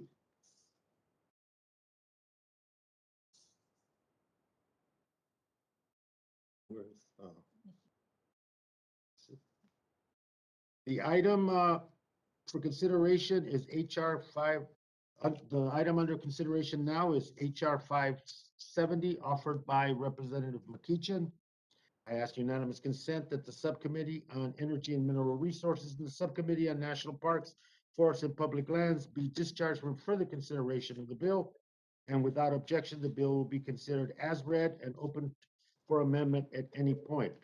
I will now recognize the author of the legislation, Representative McEachin, to speak to his legislation for 5 minutes. Sir, you're recognized. There it is. I was having trouble with my video. Thank you, Mr. Chairman. Today's markup considers a slate of critically important bills to protect public lands, coastal communities, and more. In particular, I'm thrilled to be here this morning in support of my bipartisan legislation, HR 570, the Offshore Accountability Act. Mr. Chairman, as we know all too well from prior tragedies such as Santa Barbara and Deepwater Horizon oil spills, offshore drilling accidents can be dangerous, expensive, and life-altering for coastal communities and critical ecosystems. Given the significant daily threats posed to coastal communities where offshore drilling exists currently, it is critical that appropriate measures are in place to ensure oversight in should accidents or failures occur. I believe that all Americans, especially those in coastal communities dependent on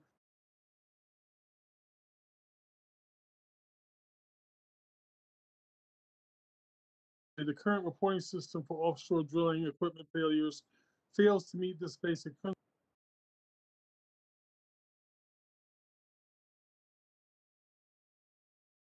Anonymously to Safe OCS, a third-party confidential reporting system, rather than directly to the Secretary of the Interior.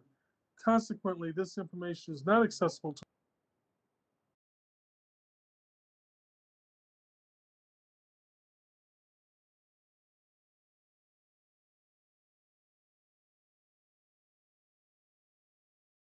equipment failures that pose unnecessary risks to coastal communities. The lack of transparency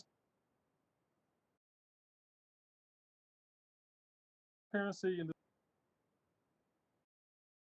Offshore Accountability Act would improve trust and oversight. The Accountability Act, if enacted, would require offshore drilling operators to report failures of critical safety systems, namely the blowout preventer system and safety and pollution prevention equipment, directly to the Secretary of the Interior.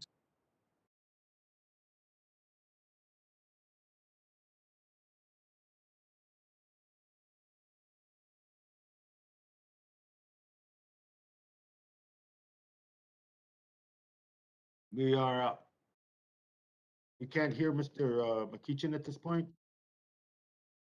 Or at least I can't. I don't know. Can you hear me? Yes, thank you. Important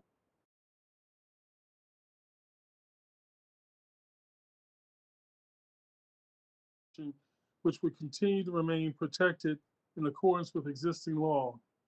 Rather, the bill simply removes the veil of secrecy for the public concerning the safety practices of offshore oil of the offshore oil and gas industry. By enacting this legislation, we can ensure that permanent, lasting transparency requirements are put in place to protect and inform coastal communities nationwide. Mr. Chairman, it is my strong belief that the public deserves to know what's happening in their waters, especially when it involves the failure of safety equipment that prevents blowouts and other offshore drilling related tragedies. I implore the body to support the measure, and I yield back. Gentleman yields back. Before we consider any amendments, any other member wish to be recognized on Mr. McEachin's legislation? I do. Westerman.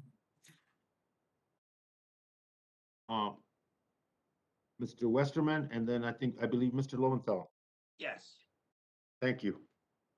Thank you, Mr. Chairman, and I rise in opposition to this bill. And also, Mr. Chairman, it's these web hearings remind me of a popular mobile telephone commercial with Tom Brady and Gronkowski in it. Now, I'm not sure what people's positions are because the audio and the video is so bad. So I wish we could get back to in-person meetings. Everybody here is concerned with maintaining a safe and healthy offshore environment, but this bill would do nothing to further that goal. This legislation requires offshore oil and gas operators to report so-called critical system failures to the Secretary of the Interior within 30 days and investigations of equipment failures within 120 days. While I believe that the intent here is to catch potentially dangerous incidents before they occur, the bill ignores the new practices developed to avoid such incidents and is duplicative regulations that are already in place at the BSEE. In fact, just this year, oversight of the offshore oil and gas program was removed from GAO's high-risk list, acknowledging the significant changes in recent years to continue to improve safety in the sector.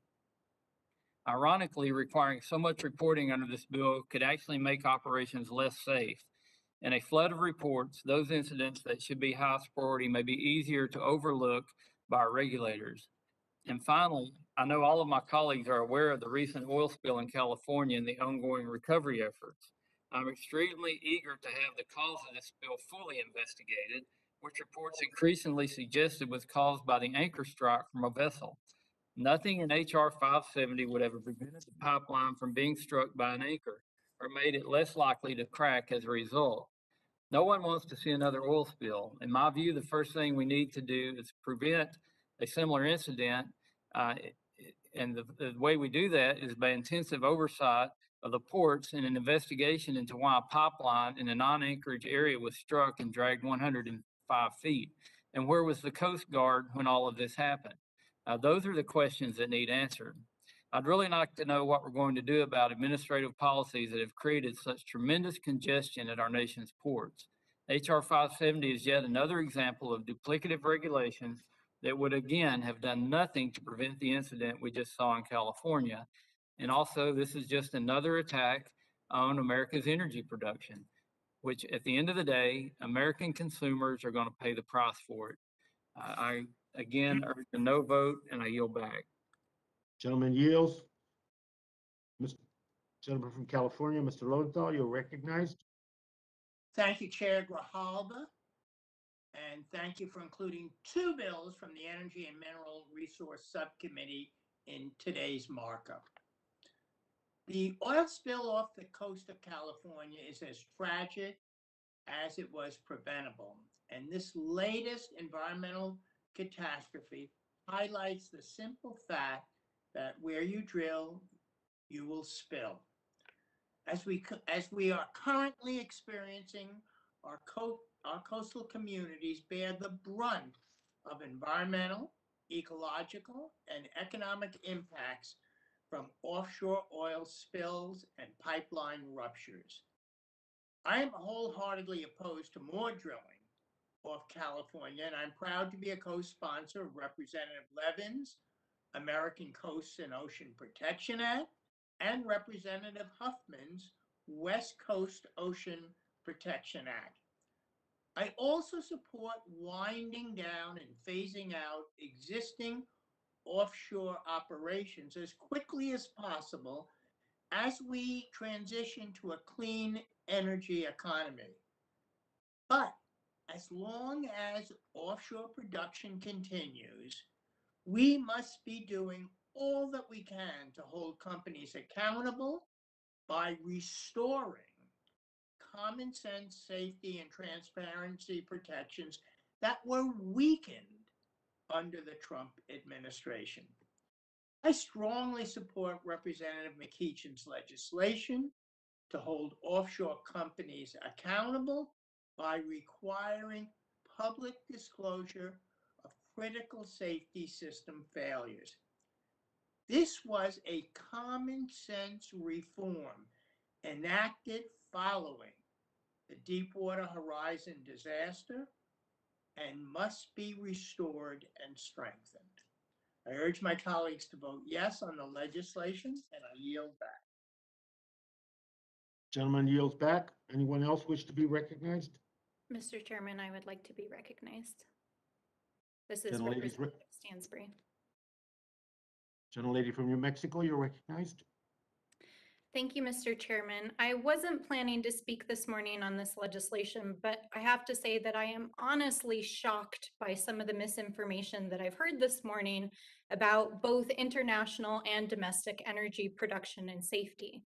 So first, let's be clear about what's going on with global energy prices. This week, we saw global oil futures go over $80 a barrel because of global production shortages and uncertainty in global markets.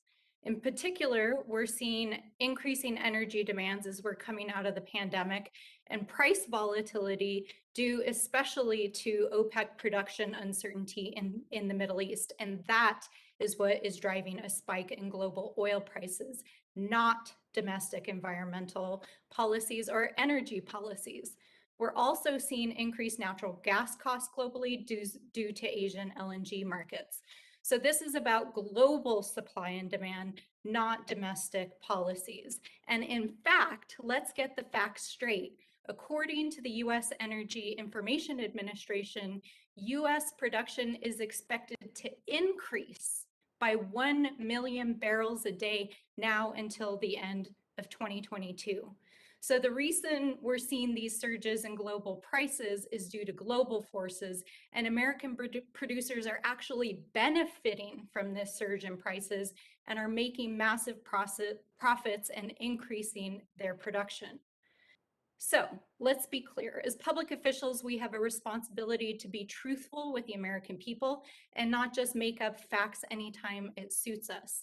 The bills we are debating today require that producers are responsible operators, that they address their safety and environmental risks, and that we protect our communities. because the responsibility of companies to operate in a manner that is safe and protects the environment is critical to both energy security in the US and the safety of our communities. So I want to thank Representative McEachin and Representative Brownley for bringing both of these bills forward today. And I also want to take this opportunity to thank the Unified Command Team in Orange County and San Diego County, who are literally working day and night to respond to contain the oil spill off the coast of California. To argue that we as a nation cannot afford to require oil companies to operate safely and to clean up their own messes as thousands of barrels of oil are spilling into the ocean is doublespeak. It's designed to distract people from what is actually going on here. Clearly, we cannot afford to not regulate these industries and protect our coasts, our ecosystems, and the health and safety of our communities. So I urge the committee to pass both of these bills this morning and make sure that we're protecting the security and safety of our communities. Thank you, Mr. Chairman. Thank you. Gentlelady yields. Anyone else seek recognition on Mr. McEachin's legislation? Not, let me recognize myself. I strongly support HR 570, the Offshore Accountability Act, sponsored by our colleague, Representative McEachin. The California oil spill, just another example how offshore equipment that is damaged or fails can lead to an environmental disaster. I agree with many of my colleagues that we need to protect our coast from new leasing and to wind down drilling as quickly as possible. That's why the committee will remain focused on protecting our coastlines and local communities, including through the Build Back Better Act. But as long as oil is being produced offshore, we should demand that drillers meet the highest safety standards and are transparent with the public. This must include reporting equipment failures to the Interior Secretary and making failure analysis available to the public. The public's right to know is critical and a critical responsibility we have. And particularly in coastal communities and those communities most affected by offshore drilling, that right to know is paramount. And 570 restores and strengthens common sense disclosure requirements that were put in place after the BP Deepwater Horizon disaster by weakened and allowed to atrophy under the Trump administration. I want to thank Representative McEachin for introducing this bipartisan legislation, and I urge my colleagues to support it, and I yield back.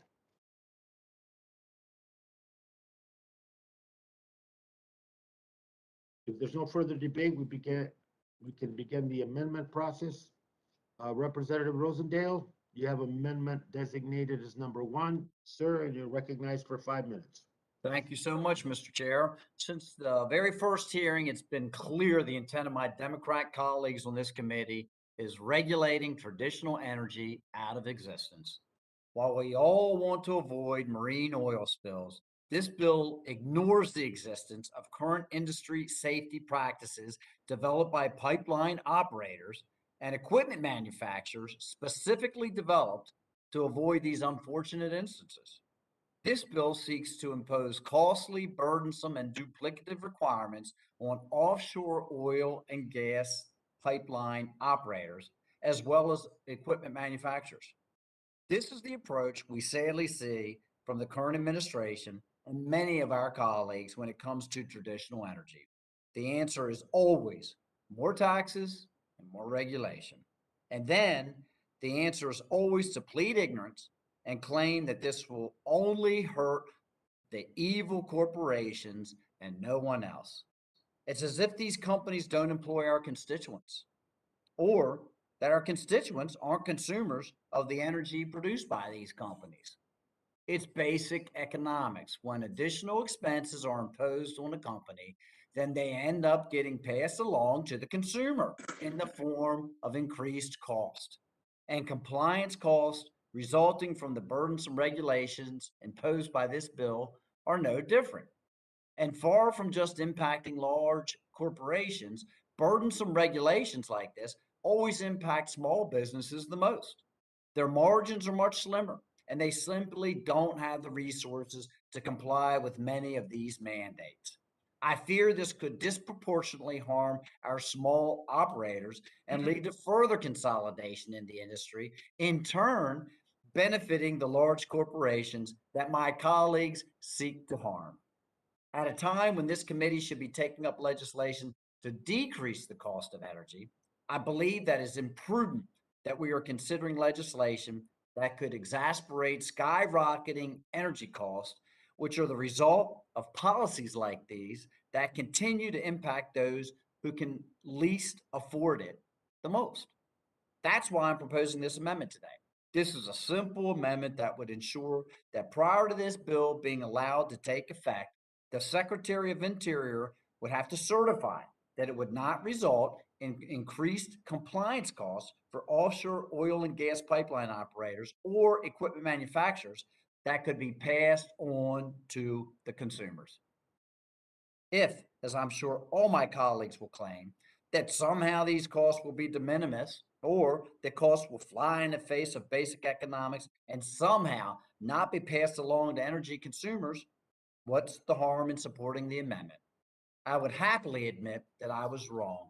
But if, as I fear, this would increase the cost for our energy consumers in the midst of already skyrocketing energy prices as a result of other anti-energy policies, we would prevent the situation from getting even worse, especially as we enter the winter months where energy consumption for many increases and Montanans simply cannot afford.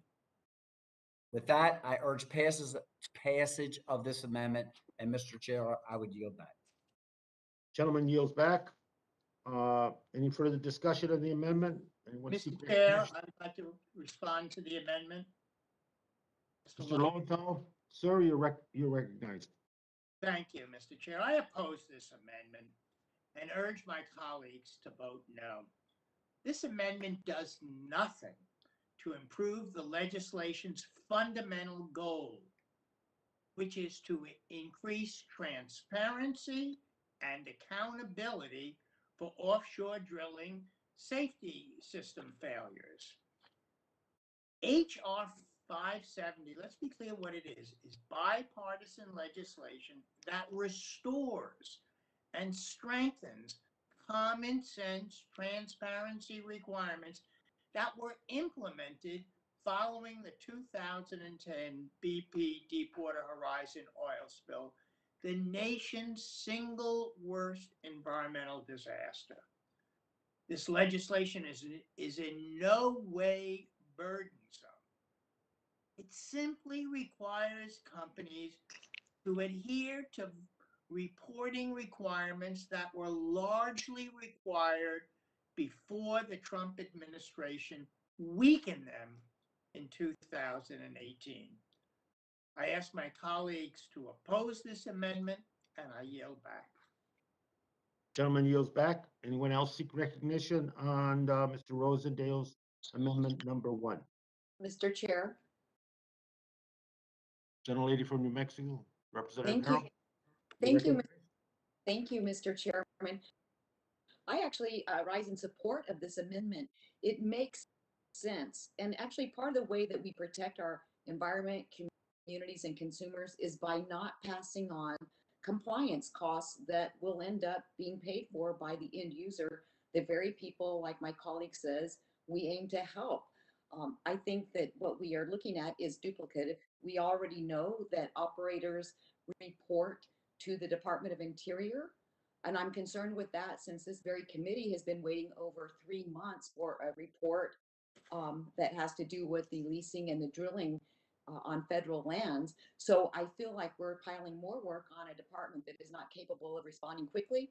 But at the end of the day, compliance costs will cost the consumers, and we should not be putting more burdens on those that are trying to keep us energy independent. I would urge everybody to support this amendment. And with that, Mr. Chairman, I yield back.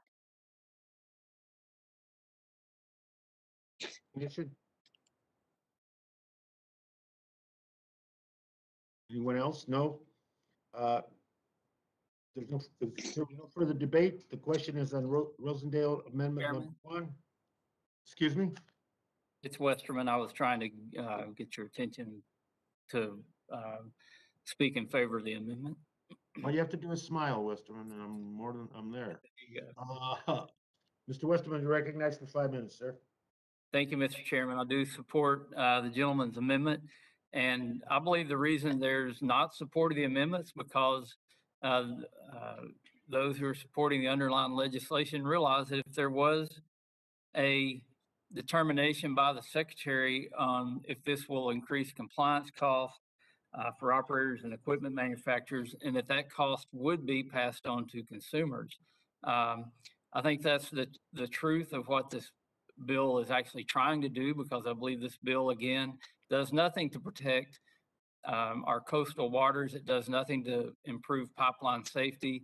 It adds onerous burdens and regulations into the mix to try to shut down the fossil fuel industry, to try to hamstring the very industry that helps us have reliable and efficient energy in this country. So again, this is an attack on energy. It's not, it doesn't have anything to do with pipeline safety or saving the oceans. It has to do with attacking a very reliable part of our energy sector. And it's been stated by several members on the other side of the aisle that they want to see fossil fuel production stop. They want to end drilling. They don't want any more American oil and gas. And I would yield time to any member across the aisle that would like to say they're not in favor of that. Seeing none, I'll continue to talk about why this is a good amendment and this bill is bad. When we attack energy, domestic energy, we see things like this happen. These are charts from oil in California. You see right up here, these are imports. When California slowed their production and quit taking Alaska oil, they increased imports dramatically. And over here, it shows us that almost 29% of those imports came from Saudi Arabia. We got imports from Ecuador and Colombia. So you may be trying to attack domestic energy production and stop oil production in the U.S., stop it in California. But at the end of the day, all you're doing is generating more imports. And when you shut down the transportation system for oil and gas in our country, which again, pipelines are the safest, most reliable form, all you're doing is shifting that production overseas, transporting it in a much less environmentally friendly and safe way. So again, I oppose the underlying bill, but I support this amendment by Mr. Rosendale because if we did an honest analysis, we would realize that it is going to pass cost on to consumers, and it's also going to not do anything for the environment. It's actually going to make it worse. I yield back. And yields. Anyone else seek recognition? Mr. Chair, this is Representative Porter. Representative Porter, you're recognized for 5 minutes. Hello?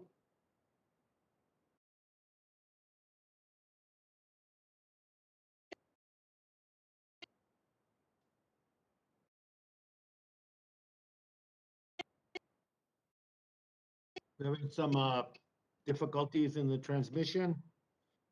And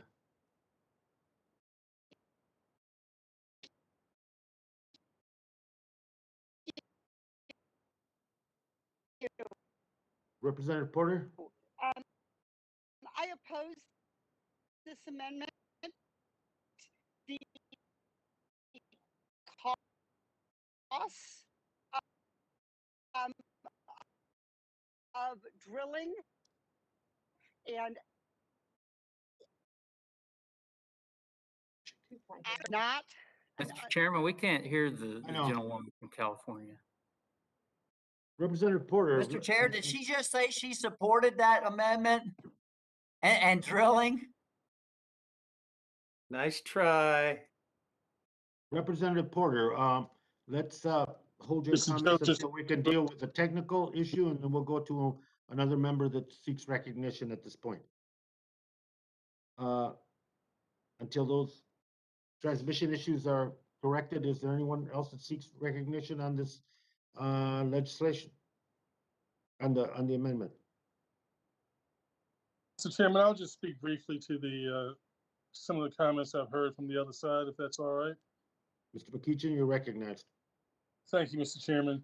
You know, it's interesting to me how all of a sudden, when you try to inform the public of what's going on, the Republican response is you're driving up costs, you're anti this, you're anti that. Mr. Chairman, all this bill really does at the end of the day is to make sure that the public knows what these companies are doing or not doing when it comes to safety. Why that is a bad thing, why that is going to cause costs to rise as versus the current system that we have is beyond me. You know, it's interesting how we do business on this side of the Potomac. We put up these amendments that are really meant just to neuter the bill or kill the bill rather than just having the courage to stand up and vote no. You know, down south on the other side of the Potomac, in Richmond, where I started, either side, Republican or Democrat, wouldn't bother to slow things up with these simplistic amendments. They would just say we're for it or we're against it and move on. And so, Mr. Chairman, if Mr. Rosendale and others don't like the bill, I would encourage them just to take these amendments aside, vote against the bill, and let's have a shorter day. With that, I yield back, Mr. Chairman. Thank you, Mr. McEachin. Gentleman yields. Let me go back to Representative Porter. Recognize her and check on that transmission. Representative Porter.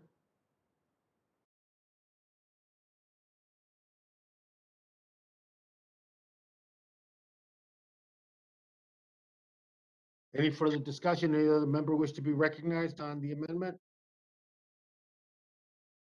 Hearing no further debate, the question is on Rosendale Amendment number 1. All those members in favor, please indicate by saying aye. Aye. Aye. All members opposed, please indicate by saying no. No. No. The opinion of the chair is the noes have it, and the amendment is not agreed to. Mr. Chair, could I request a recorded vote, please? Of course, Mr. Rosedale requested a recorded vote postponed as per prior announcement. Representative Graves, you have the next amendment designated as number 1, and you are recognized, sir, for 5 minutes.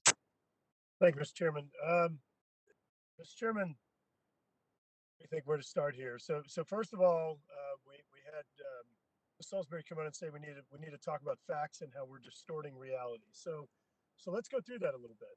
First of all, Biden administration, whenever we had the Colonial gas pipeline shut down, we saw gas shortages and price increases.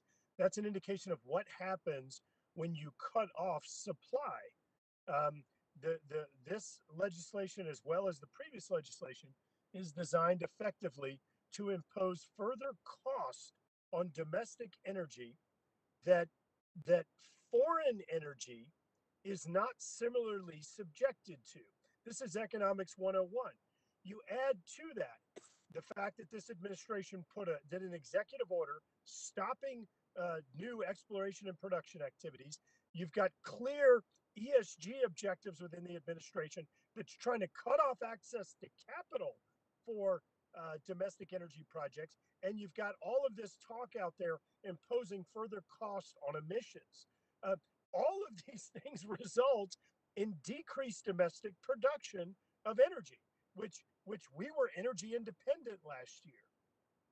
When you add to that the fact that this administration is trying to stop domestic energy production, they're calling Saudi Arabia and other OPEC nations and begging them to increase their production so we can import it here because we need to be dependent upon Saudi Arabia, Russia, and all these other countries. That's what causes energy prices to go up, just like we saw with the Colonial gas pipeline. When there's an energy shortage, you have prices go up because you have a lack of supply. And so prices go up. When you carry out policy decisions that end up squeezing access to capital, that overregulate, that cause all sorts of regulatory burdens and additional bureaucracy and cost, then you drive up cost. And so that is all contributing to the higher costs that Americans are paying at the pump. It's contributing to the inflation that we're seeing. All of this is caused, it is owned by the Biden administration. And I know that there are people that don't want to hear that, but sometimes facts are unpleasant or inconvenient. Now, while we're talking about facts, I heard earlier somebody bring up GAO report, and that's why we were doing the previous legislation. Let me read a few things. Page 88 of the 2021 GAO report on this. The ratings for this segment, which would be offshore oil and gas, improved from partially met to, quote, met for all criteria since 2019. Consequently, we've removed this segment from the high risk area. GAO removed this segment from the high risk area. Leadership commitment met. Since our 2019 high risk report, Interior has met the criteria for leadership commitment to restructure offshore oil and gas oversight. For example, Bessie Director led a change management initiative program that encompassed more than 180 actions to implement reforms throughout the bureaucracy, and included efforts such as internal assessment and environmental compliance programs. So they're saying that the things have been met, that the concerns raised by the GAO had been met. They removed it from the high risk. So let's talk about this underlying bill. Mr. McEachin has a bill that does exactly what Safe OCS. So you want to talk about facts, you want to talk about making informed decisions. Safe OCS is a program that was implemented after Deepwater Horizon that requires all of this stuff be submitted already. So you have this, and you have well control rule. And I'm really sorry that Deepwater Horizon happened during the Obama administration. I'm sorry that there apparently was lax oversight, but let's I keep hearing Deepwater Horizon being cited. Let's talk about the facts there. The judge found that there was gross negligence and willful misconduct. He didn't say that the rules and regulations were inappropriate, insufficient. If there's gross negligence, not just negligence, gross negligence and willful misconduct, then that indicates that things are clear, that the operators clearly didn't comply. And so I'm sorry that the Obama administration wasn't carrying out proper oversight to make sure that those things didn't happen. But no one said that the regulations were wrong. So once again, heaping additional burdens, solutions in search of problems, asking for the same damn thing that you already asked for already. So we have an amendment that just says that if it's duplicative information, then it doesn't move forward. So if everybody agrees that all this is new and this is innovative and it's going to save the whales and everything else, that's great. If it's the same thing that we're already asking for, my amendment fixes that. And so it gives you an opportunity to put your vote next to your words, to if this is going to improve safety, and it's not simply asking for the same thing that's already required under Safe OCS and under well control rule, then your bill goes flying through. If you're asking for duplicative information, then my amendment helps to stop that and prevent asking for the same thing over and over again. That's what bureaucracy looks like. That's what increased costs look like. That's what favoring foreign production looks like. I urge adoption of our amendment. I urge rejection of the underlying bill and yield back. Gentleman yields back. Anyone else wish to be recognized on Mr. Graves' amendment? Mr. Chairman, I'd like to speak to the amendment just briefly. Mr. McEachin, you're recognized, sir. Thank you, Mr. Chairman. Chairman, I would just say in response to Mr. Graves' argument is that if he doesn't like the regulation, he had an opportunity when his side of the aisle was in charge to reverse that regulation and to get rid of that regulation. What we are asking for is that information be made public. That's what the bill, that's the intent of the bill, is to inform the public so that we can see for ourselves what's going on, so that it's not sent off to an anonymous third party, so that we can see before bad things happen, or things like Deepwater Horizon happen at least. We can see if there's a trend going on where a particular safety protocol isn't being followed appropriately or isn't working. More information in the public domain ought to be a good thing. That's what this country is about. not just sending things off to a secret anonymous source. So again, I would suggest to you that we have a situation where the other side of the aisle is just merely trying to throw up a roadblock rather than just voting no. They want to put up an amendment to make things more difficult for us and to make our day longer. Mr. Chairman, I hope that we will reject this amendment and support the underlying bill. And with that, I yield back. Gentleman yields. Thank you. Anyone else seek recognition on the legislation? Mr. Chairman? Rep. Soto? Mr. Soto, you're recognized. Thanks. A news flash for the committee. A giant oil spill is off the coast of California. You'd think by the comments on the other side of the aisle that this didn't even happen, that everything's so safe. It's not. It's not safe, okay? We're seeing that right now in districts across California. 2018, I was on this committee when gas jumped near $3 a gallon. Y'all were so quiet back then. And now all of a sudden you're caring about it because Biden's in office. Same thing about the national debt. You know, we're coming out of a pandemic. We avoided a recession. We went big and passed the CARES Act together, and then the American Rescue Plan, and cases are declining. We avoided a recession, and our economy is revving up, which is why the world could barely keep up as it's still coming to grips with the coronavirus. So you had a choice. Short-term inflation or recession. I know all the small businesses on Main Street in Kissimmee appreciate that we didn't go into another recession like we saw from 2008 onward. Last year, we had more natural disasters, over $1 billion, than any other year on record. And this year, while we have less, they're more expensive. Many of you represent states that have been hit. My state's been hit before, Florida. So this idea that we're going to do nothing as we spend over $100 billion a year on natural disasters caused by climate change is not an option here. I know a lot of you represent oil in your states, you're representing your constituents, but to say that we don't need to do anything is ridiculous. It's ridiculous. I yield back. Anyone else seek recognition on Mr. Graves' amendment? Chairman, it's Westerman. Mr. Westerman, sir, you're recognized. Yes.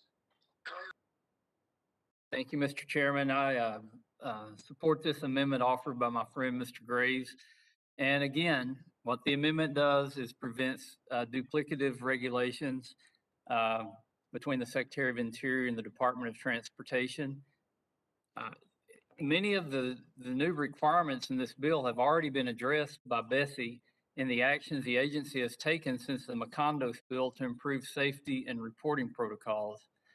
For example, the SAFE OCS reporting system allows Bessie to collect and analyze data to monitor safe operations in offshore oil and gas operations to promote participation. These improvements have been made by working with industry to determine the best way to ensure safety in a manner that is technically achievable and not overly burdensome. Imposing duplicative requirements with overly broad definitions, as this bill does, would be counterproductive to the efforts that Bessie has undertaken to improve the safety of offshore operations.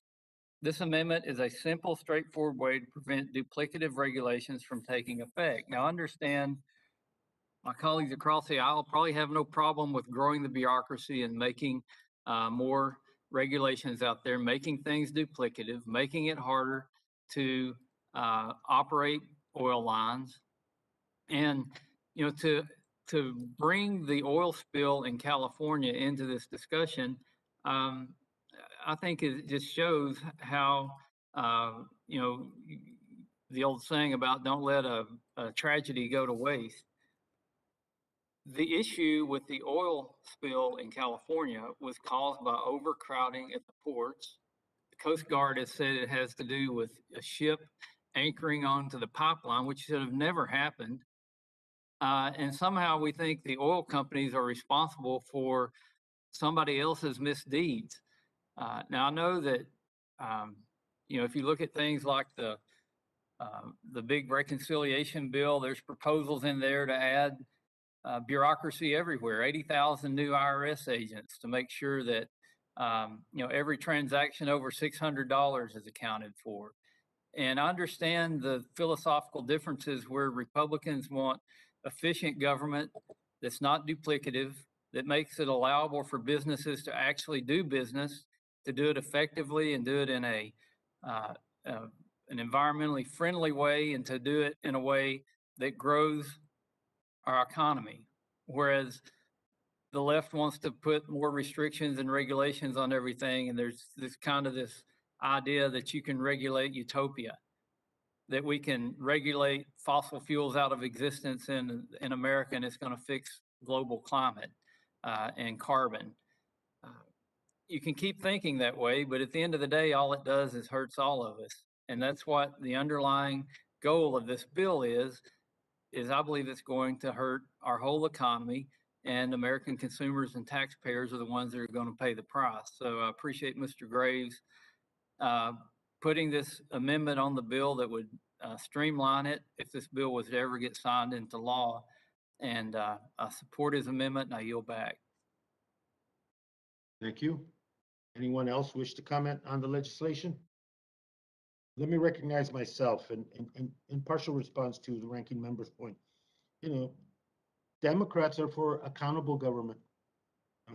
They're for a healthy democracy, and therefore assuring the independence of our government. And one of the best ways is what this bill is trying to address that we seem to avoid, and that's the public's involvement and the public's right to know. And what we're doing here, what the legislation does, the underlying legislation, and what this amendment undoes, is that it simply takes us back to the reporting requirements that were largely in place in 2018. And some of us were here for the Deepwater Horizon disaster.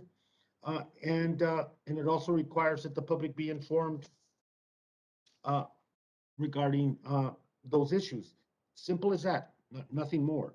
And I think in our striving for an accountable government, the best way to do that is to make sure that constituents and the public are educated, that we are not simply here in this committee an extension of oil and gas industries.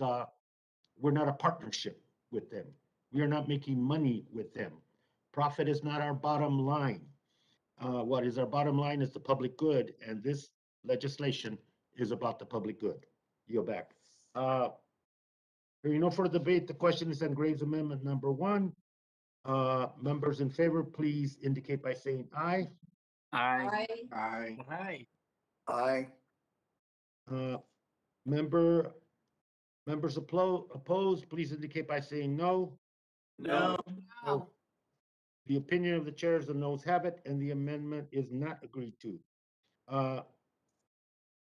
Is there any further amendments on this legislation? Chairman, we get a recorded vote? Oh, gentleman's requesting, I didn't hear the request, I apologize. Recorded vote has been requested and postponed based on prior announcement. I will not be calling up HR 3075, Chairman Huffman's Illegal Fishing and Forced Labor Prevention Act. I ask unanimous consent the Subcommittee on Water, Oceans, and Wildlife be discharged from further consideration, and without objection, the bill will be considered as read and open to amendment. At this point, let me recognize Representative Huffman to speak to his legislation. Sir, you're recognized. Well, thank you very much, Mr. Chairman, for holding this markup and for including the Illegal Fishing and Forced Labor Prevention Act. I'm proud to co-sponsor this bill with Representative Garrett Graves. You know, America has some of the most sustainable fisheries in the world. We're proud of that. But illegal, unreported, and unregulated fishing, or IUU, is not just a problem internationally. It's our problem because we are the top importer of seafood in the world. And our high seas are like the Wild West. The lawless nature of the open ocean really lends itself to exploitation of fishermen. No one is watching, and so unscrupulous operators fish illegally, and they impose brutal working conditions, abuse, even forced labor in what amounts to slavery at sea. Now, to be clear, our fishermen don't do this. But because of gaps in our current policies, the U.S. imports a lot of this illicit seafood. I hope all of us can agree that our country shouldn't be financially supporting human rights abuses. I've heard some of my colleagues across the aisle wax eloquent on human rights and labor abuses when it comes to mining in the Congo. So I certainly hope they will join Representative Graves and me in supporting this bill. But there's another reason to confront the scourge of IUU fishing. Forced labor is a cheap way to fish, and because our fishermen play by the rules, it puts them at a competitive disadvantage in the marketplace. Seafood fraud is also far more common than you might think. Even in the US, an estimated 20 to 30% of our seafood is mislabeled. And at every step in the seafood supply chain, from catch to processing to import to the moment that seafood arrives on your plate at the restaurant, there are opportunities for nefarious actors to just lie. And that makes it hard for consumers to know what they're getting, much less where and how it was caught. So in the WOW subcommittee, we've looked closely at all of these issues over the past couple of years. We've learned from expert witnesses on the best methods for combating IUU fishing and seafood fraud. And the legislation before us today reflects the best ideas that we've heard. It takes a multi-pronged approach toward a complex problem in order to level the playing field for American fishermen and to help seafood customers know what they're getting. And that starts with having a good definition of IUU fishing. NOAA's current definition is far narrower than the internationally agreed on definition used by the Food and Agriculture Organization, or FAO, of the United Nations. The FAO includes fishing activities in violation of national and international laws, which could include forced labor, human trafficking, money laundering, and more. And so this bill requires NOAA to adopt the broader definition, which will enable us to identify additional countries for IUU violations. That includes China, of course, which we know is widely known to engage in IUU fishing. We also improved the Seafood Import Monitoring Program, or SIMP, which requires importers to provide key data from the point of harvest to the entry into U.S. commerce. Currently, that program covers just 13 species groups, so our bill expands these requirements to include all species so that all of our seafood is held to the same high standards. On seafood labeling and traceability, our bill expands current requirements to ensure full supply chain traceability. So you can go to the seafood counter at the store and know exactly where and how your seafood was caught. And finally, the bill expands use of a key tool in promoting transparency at sea. Automatic identification systems, or AIS. AIS shares the locations of vessels so that we know where fishing is occurring and can identify patterns that indicate illegal activity. Now, the text as introduced expands AIS requirements for all vessels 50 feet or longer, but we did hear concerns from stakeholders that this would be overburdensome. And so Mr. Graves and I have drafted a manager's amendment that would keep the vessel length at today's standard of 65 feet. And elsewhere in the bill, we provide incentives for smaller vessels to obtain AIS devices through a grant program. Congressman Graves and I have spent months carefully crafting this bill because we believe the scourge of IUU fishing must be confronted. Our bill will improve fisheries conservation abroad. It will ensure that our foreign competitors are held to the same high standards as our country's fishermen. So I hope you'll support it. I want to thank Congressman Graves for his collaboration in writing and refining this bill. Urge my colleagues on both sides of the aisle to vote yes, and I yield back. Thank you, Mr. Huffman. Gentleman yields. Mr. Graves, do you wish to be recognized on you and Mr. Huffman's legislation? Yes, sir. Thank you. You're recognized. Thank you, Mr. Chairman. Mr. Chairman, first I want to thank Mr. Huffman for working with us on this important legislation. As the chairman of the subcommittee noted, Mr. Huffman noted, illegal fishing is an issue that is growing around the world, and there's all sorts of reports indicating the illegal, underreported, and unregulated fishing that's happening. You can look at the huge illegal fishing fleet from China that is wreaking havoc around the globe. Fishing in other countries' waters, ramming their Coast Guard vessels, pillaging the fisheries, completely unsustainable practices, not just in their own countries, but actually expanding it into the waters of other countries and international waters around the globe. Mr. Chairman, we represent the second biggest commercial seafood industry in the United States, only second to Alaska. And I want to be clear, I think weighing the king crab shells isn't fair. I think we're really bigger and better, but I'll let Mr. Young have it. So we represent a huge commercial fishing industry, and our fishers can't compete if you're going to have folks out there carrying out illegal practices, if they're overfishing areas, if they're going into other countries' waters. And Mr. Chairman, it's not just China. We've seen Cambodia, we've seen Russia carrying out similar practices, and just since I believe it's 2015, the Coast Guard has filed 248 cases against the Mexican fishing fleet for illegal fishing in the Gulf of Mexico, in the United States in some cases, or in the United States, carrying out illegal fishing activities in our own waters, therefore affecting the sustainability of our fisheries right here at home. And so this legislation helps to establish, as the chairman of the subcommittee said, a level playing field globally, establishing an appropriate standard. Right now, the SIMP, the Seafood Import Monitoring Program, applies to 13 species. So this exists today, and this bipartisan legislation expands it to other species to ensure that the coverage isn't just limited to a handful of species, but truly all of those that are commercially marketed around the globe. As the subcommittee chair noted, we did spend time working with fishers, with restaurants, and other folks out there to make sure that we were thinking through this. And that's why the Southern Shrimp Alliance, the American Shrimp Processors, the Association of Blue Water Fishermen Association, the Recreational Fishing Alliance, and some of the nation's most renowned chefs support this legislation. They understand the sustainability, how important the sustainability of the species is. And I urge, actually, one other thing, they found that Mexican cartels were involved with some of the illegal fishing that's occurring in the Gulf of Mexico. So this is actually benefiting them, and this bill helps to curb that. Look, last thing I'll say, I want to thank Mr. Huffman for working with us on the amendment. I understand that folks may have concerns about some issues.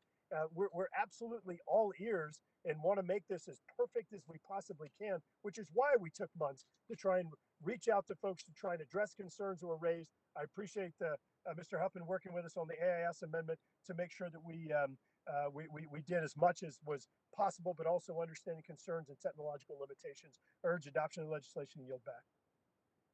Gentleman yields, and gentlemen, I appreciate the work that you put into this legislation. And if there's, before we go to the amendment process, is there Mr. Chair? Who seeks recognition? Mr. Chair Stauber, I'd like to speak on the amendment. Please, you're recognized, sir. Thank you very much.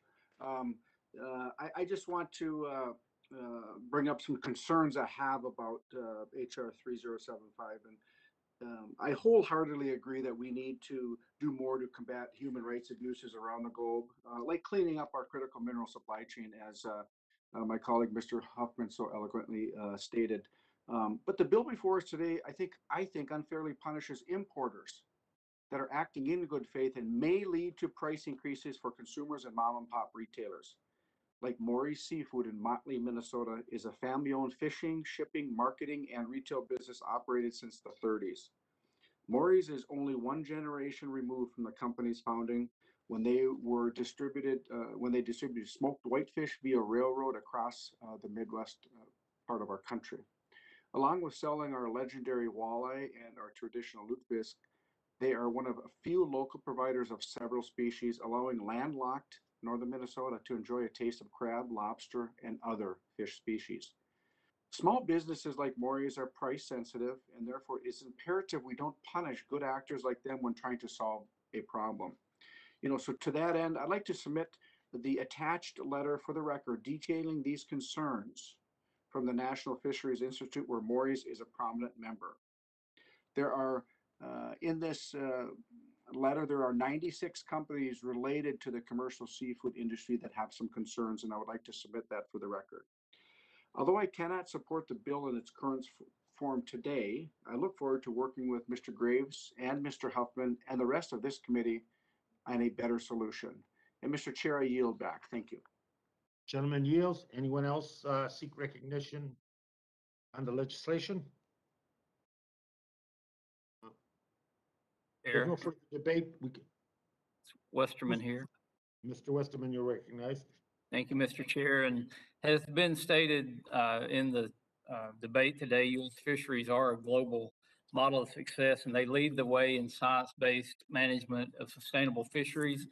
And unfortunately, the same cannot be said about fisheries management in other countries. I commend the two gentlemen for working across the aisle to try to address this problem, and knowing that the United States imports more than 85% of its seafood.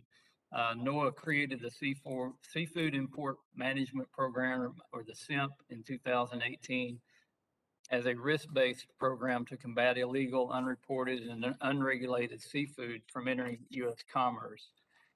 And as has been stated, H.R. 3075 would expand the SIMP to all imported seafood. The program currently applies to just 13 of the species most vulnerable to IUU fishing practices.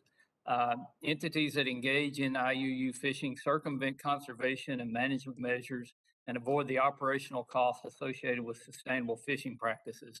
I don't know that anyone supports IUU fishing practices. That being said, there are concerns that there may be unintended consequences by adding all imported seafood to the list.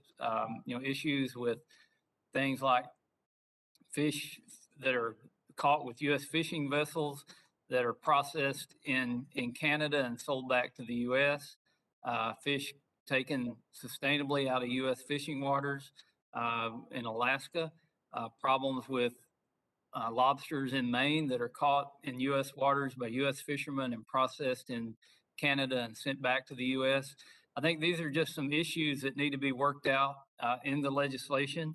And obviously, if there are drug cartels involved in Mexico, illegally fishing in the Gulf of Mexico, those issues need to be addressed.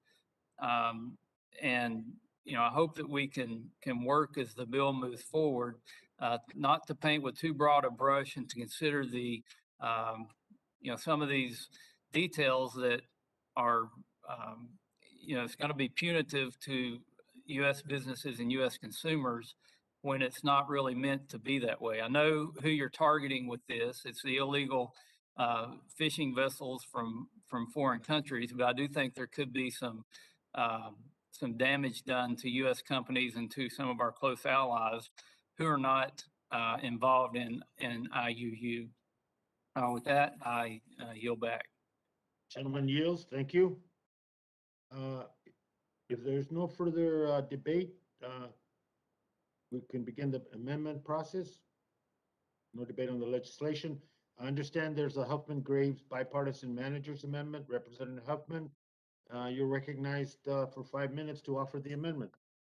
Thank you, Mr. Chair. I won't take the full 5 minutes. I alluded to this manager's amendment in my main remarks. This is to address stakeholder feedback that we received that reducing the size of vessel for the AIS requirement would be overburdensome. So this amendment clarifies that going forward, we will stick with the existing vessel length, and we will count on the incentives that we include elsewhere in the bill to encourage smaller vessels to also employ this technology, which is really critical for monitoring and detecting patterns that could indicate IUU fishing. It's also very important that we hold our domestic fleet to this standard of transparency so that we can then hold foreign fleets, unscrupulous foreign operators, to account. And we can only do that if we include this technology in our own domestic fleet. So that's the manager's amendment. Urge your support and yield back.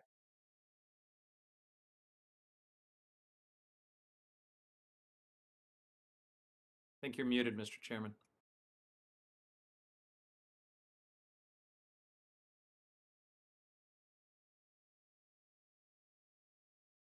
Still muted.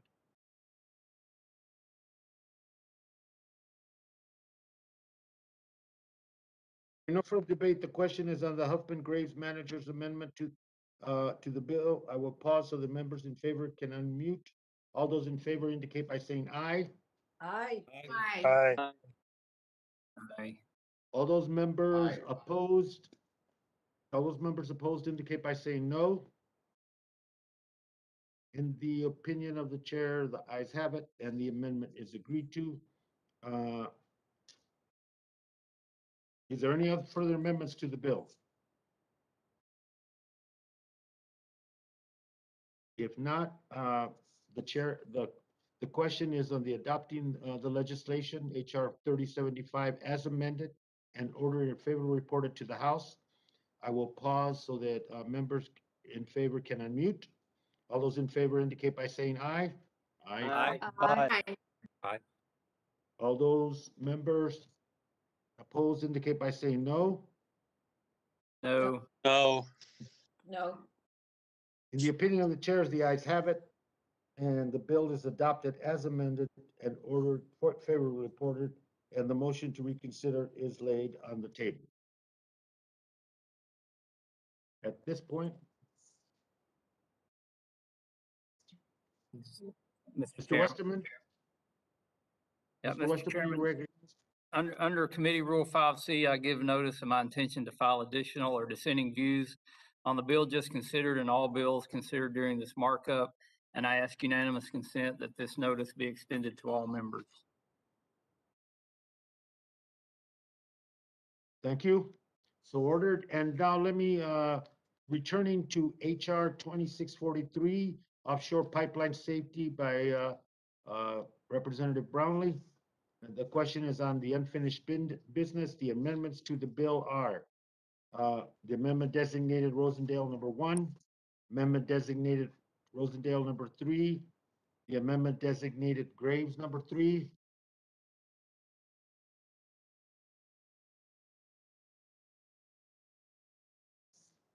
so we will begin with the amendment designated Rosendale number 1. A recorded vote has been requested. The clerk will call the roll. Mr. Grijalva? No. Mr. Grijalva votes no. Mr. Westerman? Aye. Mr. Westerman votes aye. Mrs. Napolitano? No. Mrs. Napolitano votes no. Mr. Young?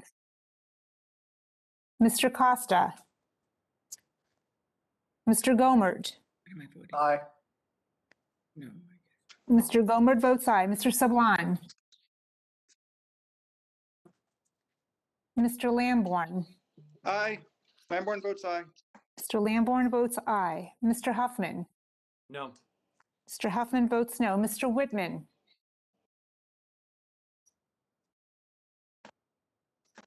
Mr. Lowenthal? No. Mr. Lowenthal votes no. Mr. McClintock? Mr. Gallego? Mr. Gosar? Mr. Neguse? No. Mr. Neguse votes no. Mr. Graves?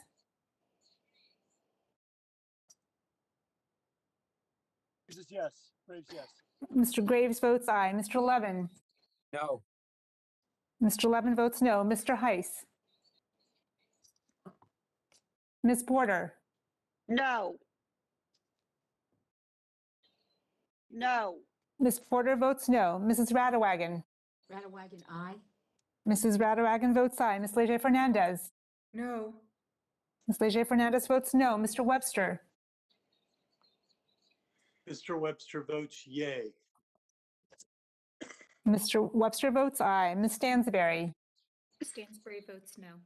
Stansberry votes no. Ms. Gonzalez Colon? Gonzalez Colon votes aye. Ms. Gonzalez Colon votes aye. Ms. Velasquez? Mr. Fulcher? Fulcher's aye.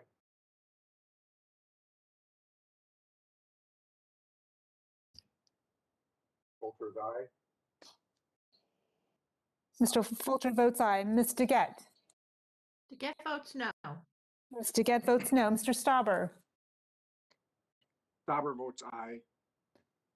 Mr. Stauber votes aye. Ms. Brownlee? Brownlee votes no. Ms. Brownlee votes no. Mr. Tiffany? Tiffany votes aye. Mr. Tiffany votes aye. Mrs. Dingle? Dingle votes no. Mrs. Dingle votes no. Mr. Carl? Mr. Carl votes yes. Mr. Carl votes aye. Oh, Mr. Carl, let's see, can we get a visual? I don't have a visual, sir. I'm so sorry. Does that work better? Yes, sir. Thank you. Mr. Carl votes aye. Mr. McEachin? McEachin votes no. Mr. McEachin votes no. Mr. Rosendale? Rosendale, aye. Mr. Rosendale votes aye. Mr. Soto? No. Mr. Soto votes no. Mr. Moore? Aye. Mr. Moore votes aye. Mr. San Nicolas? Ms. Harrell? Ms. Harrell votes aye. Ms. Harrell votes aye. Mr. Garcia? Votes no. Mr. Garcia votes no. Mrs. Boebert? Votes aye. Mrs. Boebert votes aye. Mr. Case? Mr. Case? No. Mr. Case votes no. Mr. Obernolte? No. No. Mr. Obernolte votes no. Ms. McCollum? McCollum votes no. Ms. McCollum votes no. Mr. Bentz? Mr. Benz votes yes. Mr. Bentz votes aye. Mr. Cohen? Mr. Tonko? Marco votes no. Mr. Tonko votes no. Ms. Talib? Talib votes no. Ms. Talib votes no. Mr. Han? Han votes no. Mr. Han votes no. I did not have a visual for Mr. Obernolte.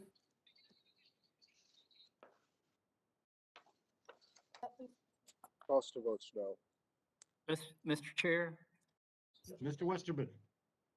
I don't think Mr. Obernolte is on the, is in the meeting. So I'm not sure. He got reported as voting and I don't think he's Okay. actually here. Very good. Mr. Obernolte did not vote. Mr. Costa? Thank you. Costa votes no. Mr. Costa votes no.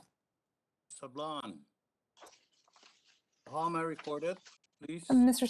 Sablan, you're not recorded. All right, I vote no. Mr. Sablan votes no. How's Ruben Gallego recorded? Mr. Gallego, you're not recorded. I vote no. Mr. Gallego votes no.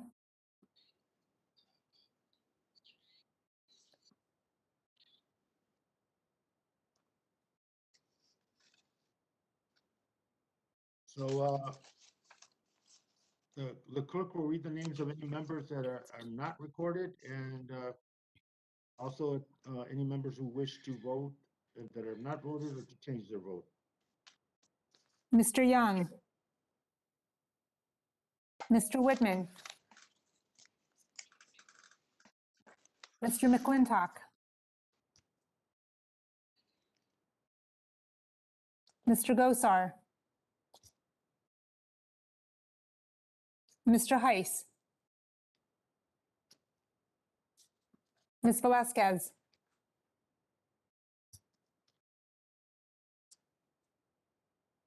Mr. San Nicolas?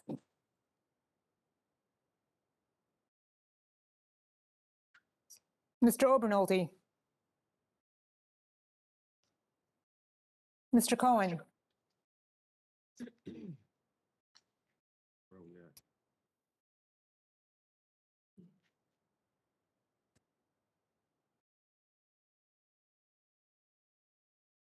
If there's no members that wish to vote or change their vote, Mr. Chairman, I did not vote. Boebert votes aye. then the lady. Mrs. Boebert was already recorded as voting aye. Oh, I apologize. I thought we were on a different vote. Thank you, Madam Clerk. Sure. Anyone else? And let me How is Stauber recorded? Stubber. Mr. Stauber is recorded as an aye.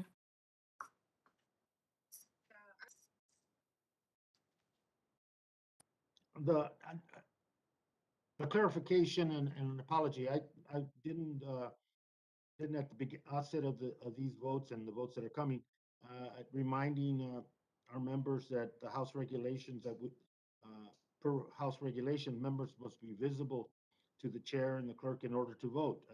There's no exception for technical issues, and I should have made that clear before we started this process, but I didn't. Are there, if there's no members that wish to change their vote, then the vote is closed, and the clerk will please report. Mr. Chair, on this vote, the yeas are 16 and the nays are 23. The nays have it, and the amendment fails, and we move to amendment designated Rosendale number 3, and the clerk will please call the roll. Mr. Grijalva. Grijalva votes no. Mr. Grijalva votes no. Mr. Westerman. Aye. Mr. Westerman votes aye. Mrs. Napolitano. No. Mrs. Napolitano votes no. Mr. Young. Mr. Costa. Votes no. Mr. Costa votes no. Mr. Gomert. Aye. Mr. Gomert votes aye. Mr. Sablon. No. Mr. Sablon votes no. Mr. Lamborn. Lamborn votes aye. Mr. Lamborn votes aye. Mr. Huffman. No. Mr. Huffman votes no. Mr. Whitman. Mr. Lowenthal. Lowenthal votes no. Mr. Lowenthal votes no. Mr. McClintock. Mr. Gallego. Gallego votes no. Mr. Gallego votes no. Mr. Gosar. Mr. Neguse. No. Mr. Neguse votes no. Mr. Graves. Mr. Levin. Graves, yes. Mr. Graves votes aye. Mr. Levin. No. Mr. Levin votes no. Mr. Heiss. Ms. Porter. No. Ms. Porter votes no. Mrs. Radawagon. Radawagon, aye. Mrs. Radawagon votes aye. Ms. Leger Fernandez. No. Ms. Leger Fernandez votes no. Mr. Webster. Webster votes yay. Mr. Webster votes aye. Ms. Stansberry. Stansberry votes no. Ms. Stansberry votes no. Ms. Gonzalez-Colon. Gonzalez-Colon votes aye. Ms. Gonzalez-Colon votes aye. Ms. Velasquez. Mr. Fulcher. Fulcher votes aye. Mr. Fulcher votes aye. Ms. DeGette. DeGette votes no. Ms. DeGette votes no. Mr. Stauber. Votes aye. Mr. Stauber votes aye. Ms. Brownley. Brownley votes no. Ms. Brownley votes no. Mr. Tiffany. Tiffany, aye. Mr. Tiffany votes aye. Mrs. Dingle. Dingle votes no. Mrs. Dingle votes no. Mr. Carl. First vote. But it's just, you know if this is the first vote or not? Mr. Carl. Yes. Carl votes yes. Mr. Carl votes aye. Okay. Mr. McEachin. McEachin votes no. Mr. McEachin votes no. Mr. Rosendale. Hello? Rosendale, aye. Mr. Rosendale votes aye. Mr. Soto. Soto votes no. Mr. Soto votes no. Mr. Moore. Aye. Mr. Moore votes aye. Mr. San Nicolas. I'm in. Ms. Harrell. Ms. Harrell votes aye. Ms. Harrell votes aye. Mr. Garcia. No. Mr. Garcia votes no. Mrs. Boebert. Boebert votes aye. Mrs. Boebert votes aye. Mr. Case. No. Reggie there? No. Mr. Case, I do not have a visual. Mr. Case, I have a visual. Mr. Case votes no. Mr. Obernolte.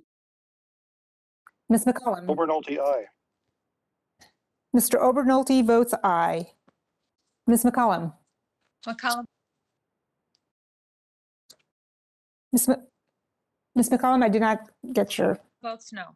Ms. McCollum votes no. Mr. Benz. Benz votes yes. Mr. Benz votes aye. Mr. Cohen. McCollum votes No. no. No, no. Mr. Cohen votes no. Mr. Tonko. Marco votes no. Mr. Tonko votes no. Ms. Talib. Mr. Han. Tran votes no. Mr. Han votes no.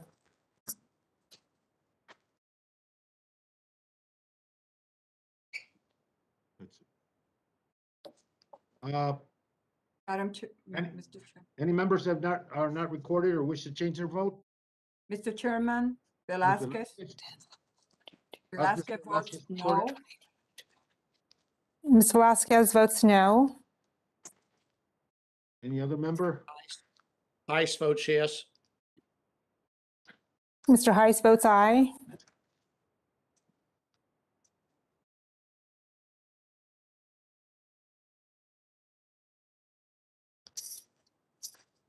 Are there any members who are not recorded wish to vote or change their vote? If not, and hearing none, How is Talib recorded? Ms. Talib is not recorded. Talib votes no. Ms. Talib votes no. any other members? Hearing none, the vote is closed and the clerk shall report. Mr. Chair, on this vote, the yeas are 18 and the nays are 25. The nays have it and the amendment fails. We move to amendment designated graves number 3, and the clerk would please call the vote. Mr. Grijalva? Grijalva votes no. Mr. Grijalva votes no. Mr. Westerman? Aye. Mr. Westerman votes aye. Mrs. Napolitano? No. Mrs. Napolitano votes no. Mr. Young? Mr. Costa? No. Costa Mr. Costa votes no. Mr. Gomert? Aye. Mr. Gomert votes aye. Mr. Sablon? No. Mr. Sablon votes no. Mr. Lamborn? Lamborn votes aye. Mr. Lamborn votes aye. Mr. Huffman? No. Mr. Huffman votes no. Mr. Whitman? Mr. Lowenthal? Votes no. Mr. Lowenthal votes no. Mr. McClintock? Mr. Gallego?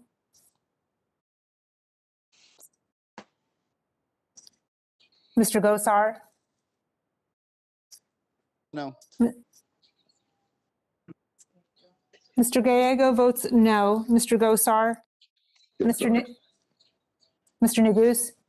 No. Mr. Neguse votes no. Mr. Graves? Yes. Mr. Graves votes aye. Mr. Levin? Yes. No.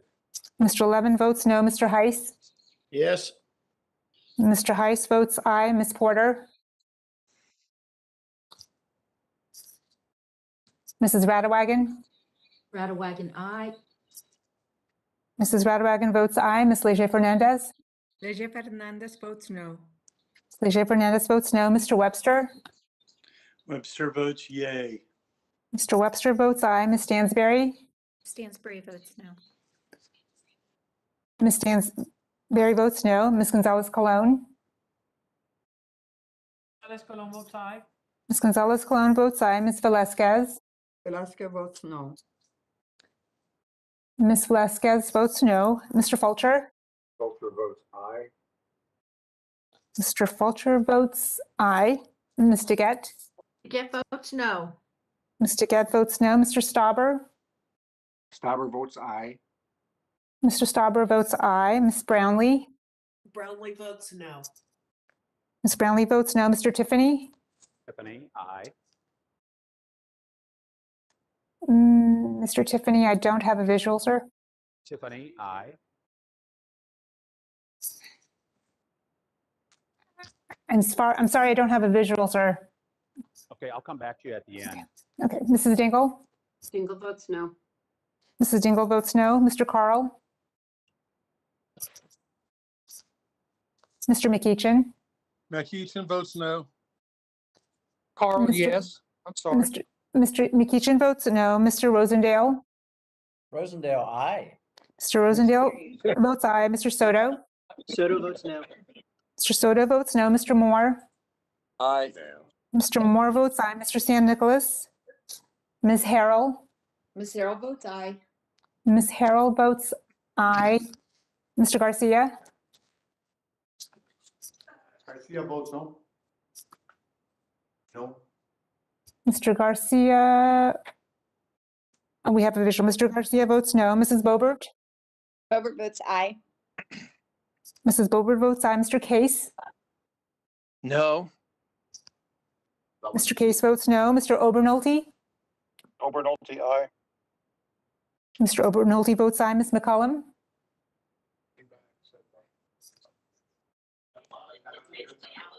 Ms. McCollum? Mr. Bentz? Mr. Bentz votes yes. Mr. Bentz votes aye. Mr. Cohen? No.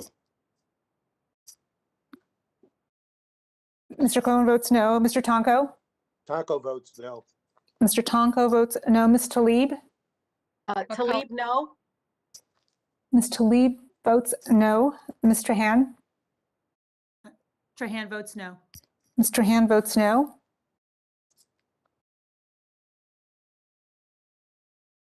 Madam Clerk, this is Representative Porter. How am I recorded? Ms. Porter is not recorded. I vote no. Ms. Porter votes no. Madam How Clerk, did this is- Carl vote? Mr. Carl, you're not recorded. Yes, please. Mr. Carl votes aye. Tiffany. Mr. Tiffany, you're not recorded. Mr. Tiffany, aye. Mr. Tiffany, we still don't have a visual, sir. Okay. It's showing that I do have one, but you're not picking it up, I think. No, sir. Okay. Sorry about that. Tiffany, aye. Okay.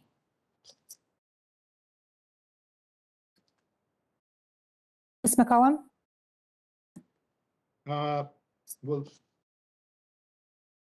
Are there any members who have not voted and wish to vote or change their vote? If not, vote is closed and the clerk shall report.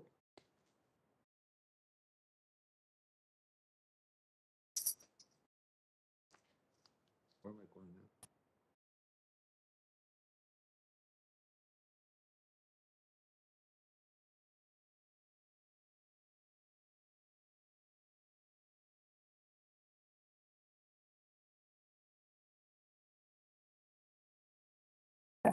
Mr. Chair, on this vote, the yeas are 17 and the nays are 24.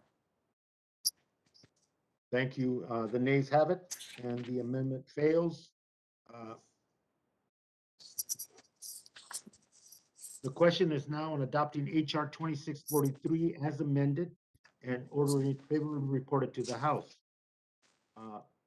Members in favor will unmute. All those in favor indicate by saying aye. Aye. Aye. All those members opposed indicate by saying no. No. In the opinion of the chairs, the ayes have it, and the bill is adopted and as amended and favorably reported. The motion to Mr. Chairman, I reconsider. request to record a vote. Recorded vote has been requested, and the clerk will please call the roll. Mr. Grijalva? Grijalva votes yes. Mr. Grijalva votes aye. Mr. Westerman? No. Mr. Westerman votes no. Mrs. Napolitano? Aye. Mrs. Napolitano votes aye. Mr. Young? Mr. Costa?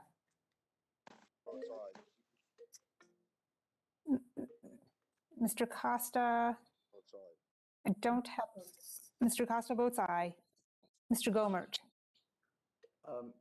Aye, but I hope for Mr. Costa that the seafood there that's so good on that pier behind him will help him recover from COVID.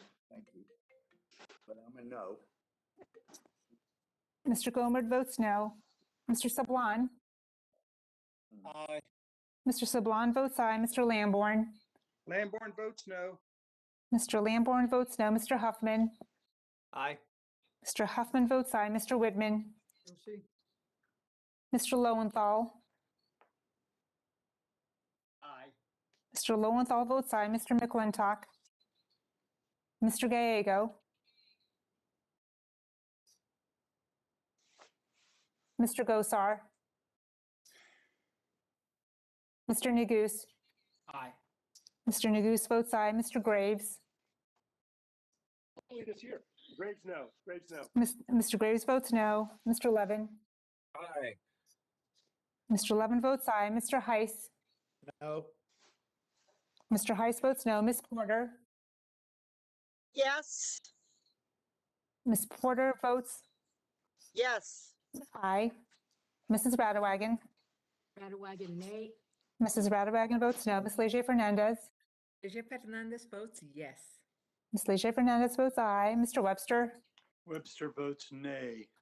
Mr. Webster votes no. Ms. Stansberry. Stansbury votes yes. Ms. Stansberry votes aye. Ms. Gonzalez Colon. Gonzalez Colon votes no. Ms. Gonzalez Colon votes no. Ms. Velasquez. Velasquez votes no. Aye. Ms. Velasquez votes aye. Mr. Fulcher. Fulcher votes no. Mr. Fulcher votes no. Ms. DeGette. DeGette votes aye. Ms. DeGette votes aye. Mr. Stauber. Stauber votes no. Mr. Stauber votes no. Ms. Brownley. Brownlee votes aye. Ms. Brownley votes aye. Mr. Tiffany. Tiffany, no. Mr. Tiffany votes no. Mrs. Dingle. Dingle votes aye. Mrs. Dingle votes aye. Mr. Carl. Mr. Carl votes no. Mr. Carl votes no. Mr. McEachin. Mr. Rosendale.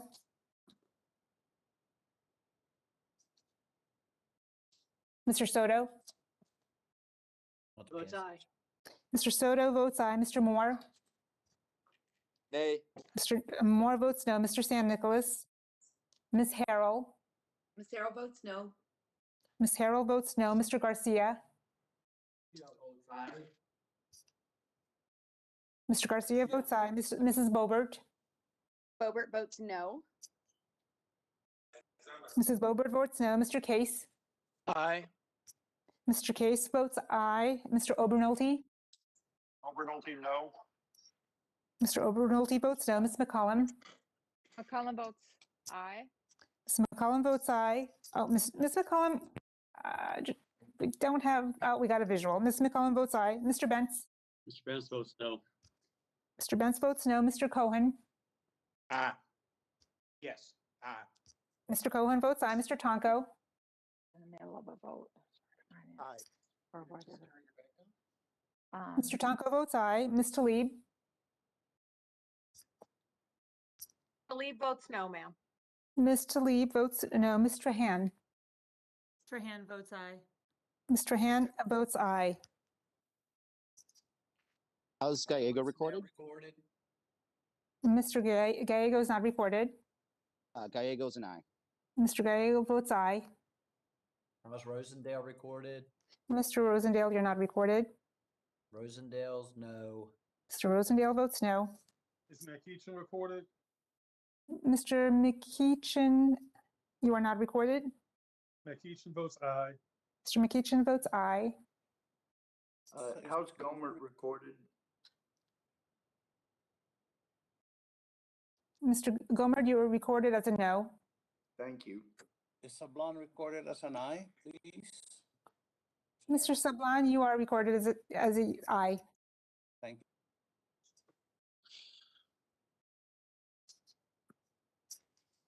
you. Would the clerk please,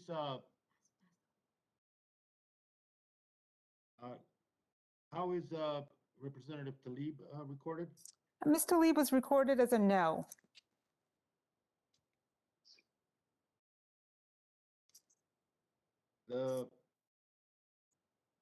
Any other members wish to, any members not record? To change my vote to a yes. Thank you, Chairman. Ms. Talib votes aye. Any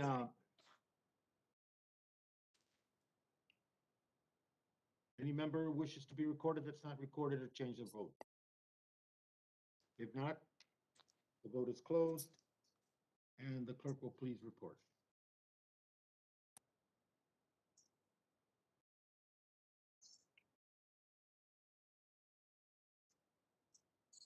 Mr. Chair, on this vote, the yeas are 25 and the nays are 18. The ayes have it, and the legislation, the bill passes. And is adopted as amended and ordered favorably reported. The motion to reconsider is laid on the table. And returning to unfinished business to HR 570, the question is on the amendment. We begin with amendment designated Rosendale number 1. The clerk will please call the roll. Mr. Grijalva. Grijalva votes no. Mr. Grijalva votes no. Mr. Westerman. Aye. Mr. Westerman votes aye. Mrs. Napolitano. No. Mrs. Napolitano votes no. Mr. Young. Mr. Costa. Votes no. Mr. Costa votes no. Mr. Gomert. Aye. Mr. Gomert votes aye. Mr. Sablan. No. Mr. Sablan votes no. Mr. Lamborn. Lamborn votes aye. Mr. Lamborn votes aye. Mr. Huffman. No. Mr. Huffman votes no. Mr. Whitman. Mr. Lowenthal. Lowenthal votes no. Mr. Lowenthal votes no. Mr. McClintock. Mr. Gallego. Gallego votes no. Mr. Gallego votes no. Mr. Gosar. Mr. Graves. Mr. Levin. No. Nagoose, Madam Clerk. I'm sorry, Mr. Nagoose. No. Mr. Nagoose votes no. Mr. Graves. Mr. Levin. Yes, Graves, yes. Mr. Graves votes aye. Mr. Levin. No. Mr. Levin votes no. Mr. Heiss. Yes. Mr. Heiss votes aye. Ms. Porter. No. Ms. Porter votes no. Mrs. Radawagon. Radawagon, aye. Mrs. Radawagon votes aye. Ms. Leger Fernandez. No. Ms. Leger Fernandez votes no. Mr. Webster. Webster votes yay. Mr. Webster votes aye. Ms. Stansberry. Stansberry votes no. Ms. Stansberry votes no. Ms. Gonzalez Colon. Gonzalez Colon votes aye. Ms. Gonzalez Colon votes aye. Ms. Velasquez. Velasquez votes no. Ms. Velasquez votes no. Mr. Fulcher. Fulcher votes aye. Mr. Fulcher votes aye. Ms. DeGette. Get votes no. Ms. DeGette votes no. Mr. Stauber. Stauber votes aye. Mr. Stauber votes aye. Ms. Brownley. Brownley votes no.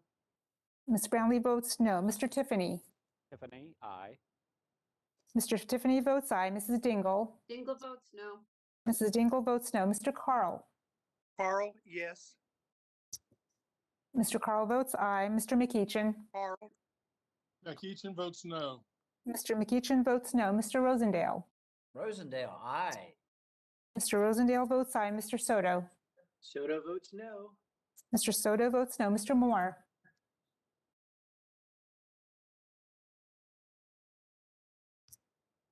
Mr. Moore. Mr. San Nicolas. Moore's yes. Mr. Moore votes aye. Mr. San Nicolas. Ms. Harrell. Ms. Harrell votes aye. Ms. Harrell votes aye. Mr. Garcia. Yeah, votes no. Mr. Garcia votes no. Mrs. Bobert. Bobert votes aye. Mrs. Bobert votes aye. Mr. Case. No. Mr. Case votes no. Mr. Obernolte. Obernolte, aye. Mr. Obernolte votes aye. Ms. McCollum. Mr. Bentz. Mr. Benz votes yes. Mr. Bentz votes aye. Mr. Cohen. No. Mr. Cohen votes no. Mr. Tonko. Tonko votes no. Mr. Tonko votes no. Ms. Talib. Talib votes no. Ms. Talib votes no. Ms. Trahan. No. Mr. Trahan votes no. Any members not recorded or wish to change their vote? Hello, I'm not recorded. Mr. Young, you're not recorded. I am not recorded. I say aye. Mr. Young votes aye. Welcome back, Mr. Young. Anyone else seek to record their vote or change their vote? If not, the vote is closed and the clerk will please report. Mr. Chair, on this vote, the yeas are 19 and the nays are 24. The noes have it and the amendment is fails. We now move to amendment designated Graves number 1. The clerk will please call the roll. Mr. Grijalva. Grijalva votes no. Mr. Grijalva votes no. Mr. Westerman. Aye. Mr. Westerman votes aye. Mrs. Napolitano. No. Mrs. Napolitano votes no. Mr. Young. Aye. Mr. Young votes aye. Mr. Costa. Mr. Gomert. Aye. Mr. Gomert votes aye. Mr. Sablan. Aye. Mr. Sablan votes aye. Mr. Lamborn. Lamborn votes no. Mr. Lamborn votes no. Mr. Huffman. Aye. Mr. Huffman votes aye. Mr. Whitman. Mr. Lowenthal.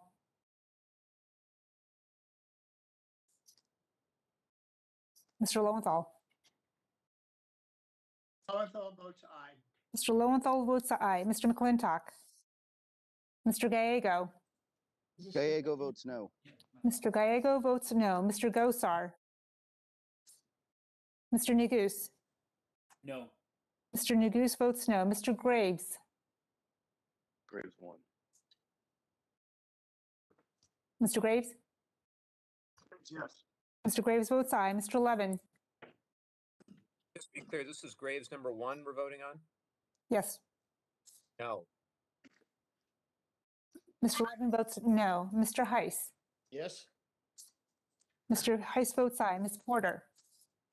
No. Ms. Porter votes no. Mrs. Radewagen? Radewagen, aye. Mrs. Radewagen votes aye. Ms. Leite Fernandez?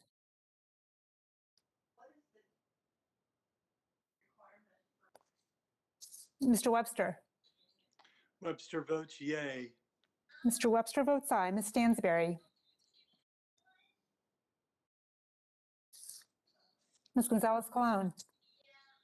Stansberry votes no. Ms. Stansberry votes no. Ms. Gonzalez-Colon? Gonzalez votes aye. Ms. Gonzalez-Colon votes aye. Ms. Velasquez? Velasquez votes no. Ms. Velasquez votes no. Mr. Fulcher? Fulcher votes aye. Mr. Fulcher votes aye. Mr. Gett? Gett votes no. Mr. Gett votes no. Mr. Stauber? Stauber votes aye. Mr. Stauber votes aye. Mr. Brownley? Ms. Brownlee? Brownley votes no. Ms. Brownlee votes no. Mr. Tiffany? Tiffany, aye. Mr. Tiffany votes aye. Mr. Tiffany? I don't have a visual, sir.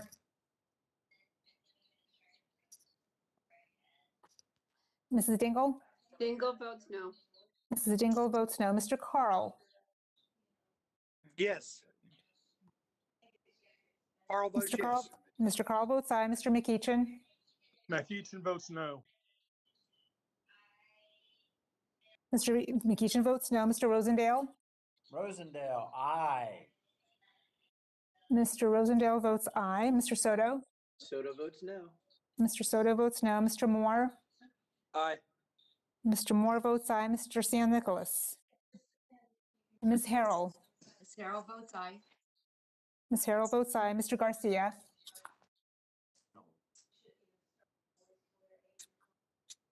Mrs. Bobert?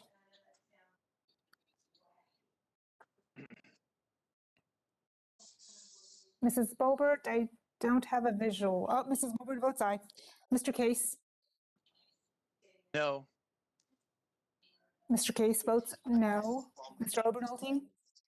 Obernolte, aye. Mr. Obernolte votes aye. Ms. McCollum?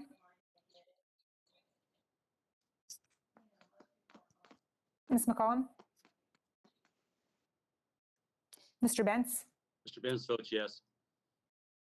Mr. Benz votes aye. Mr. Cohen? Mr. Cohen, I've got to come up with my, here I am. Yeah, there I am. No. Mr. Cohen votes no. Mr. Tonko? Taco votes no. Mr. Tonko votes no. Ms. Talib? Talib votes no. Ms. Talib votes no. Mr. Han? No. Mr. Han votes no. Are there Hello? any members who wish to record their vote? Yeah, Madam Fernandez Clerk. votes no. Yeah, Sablan changes from a yes to a no. Lowenthal, Clerk Huffman should be Mr. recorded as no. Mr. Chair, may I have a second round, please? Yes, please. Those that, Mr. Lowenthal would like to change from a yes to a no. Mr. Costa? Mr. Whitman? Mr. Costa votes no. No. Costa votes no. Mr. Costa votes no. Mr. Whitman? Mr. McClintock? Mr. Gosar? Ms. Leger Fernandez? No. Ms. Leger Fernandez votes no. Mr. San Nicolas? Mr. Garcia? yeah, votes no right now. Mr. Garcia votes no. Ms. McCollum?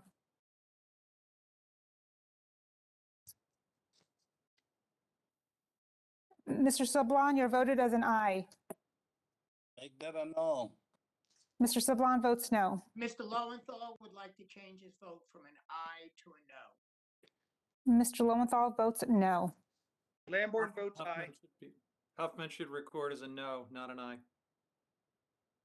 Mr. Huffman votes no. Lamborn votes aye. Mr. Lamborn? Mr. Lamborn, sir, I have you as an aye. Mr. Lamborn votes aye. Thank you. Madam Clerk? This is McCollum. Can you hear me? Yes, sir. Yes, ma'am.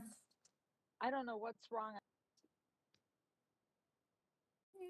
You're cutting in and out, ma'am. I'm showing that. I can see you. I just need a vote. Yes Yeah. or no? I don't know what to do. McCollum votes no. Okay, we got it. Ms. McCollum votes no. Tiffany? Mr. Tiffany, you are not recorded. Yeah, but I'm not showing that I'm having any. Mr. Tiffany? Mr. Tiffany votes aye. Thank you. One more time, anyone wish to record their vote or change their vote? Hearing none. Mr. Chair, it's Taco. How Yes. am I recorded, please? Mr. Tonko, you're voted as an aye. I mean, as a no, sorry. It's a no. Okay, thank you. This is Representative Stansbury. How am I recorded? Ms. Stansberry, you are recorded as a no. Oh, great. Thank you. Anyone else? Any other member? Mr. Hand votes no. Mr. Hand, we have you as recorded as a no. If there's no other members that wish to record or change their vote, the vote is closed and the clerk will please report. Mr. Chair, on this vote, the yeas are 19 and the nays are 25. And the amendment fails. The noes have it and the amendment fails. The final passage, the question is on adopting HR 570 as an order and favorably reported to the House. Members in favor will unmute and indicate by saying aye. Aye. Am I on? Aye. Aye. Aye. All those opposed indicate by saying no. No. No. No.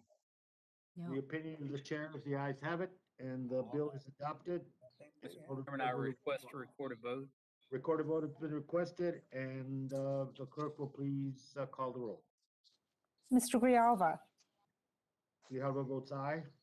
Mr. Grijalva votes aye. Mr. Westerman. No. Mr. Westerman votes no. Mrs. Napolitano. Aye. Mrs. Napolitano votes aye. Mr. Young. No. Mr. Young votes no. Mr. Costa. Costa, aye. Mr. Costa votes aye. Mr. Gomert. No. Mr. Gomert votes no. Mr. Sablan. Gregorio Kilili Kamatsu Sablan. Aye. Mr. Sablan votes aye. Mr. Lamborn. Lamborn votes no. Mr. Lamborn votes no. Mr. Huffman. Aye. Mr. Huffman votes aye. Mr. Whitman. Mr. Lowenthal.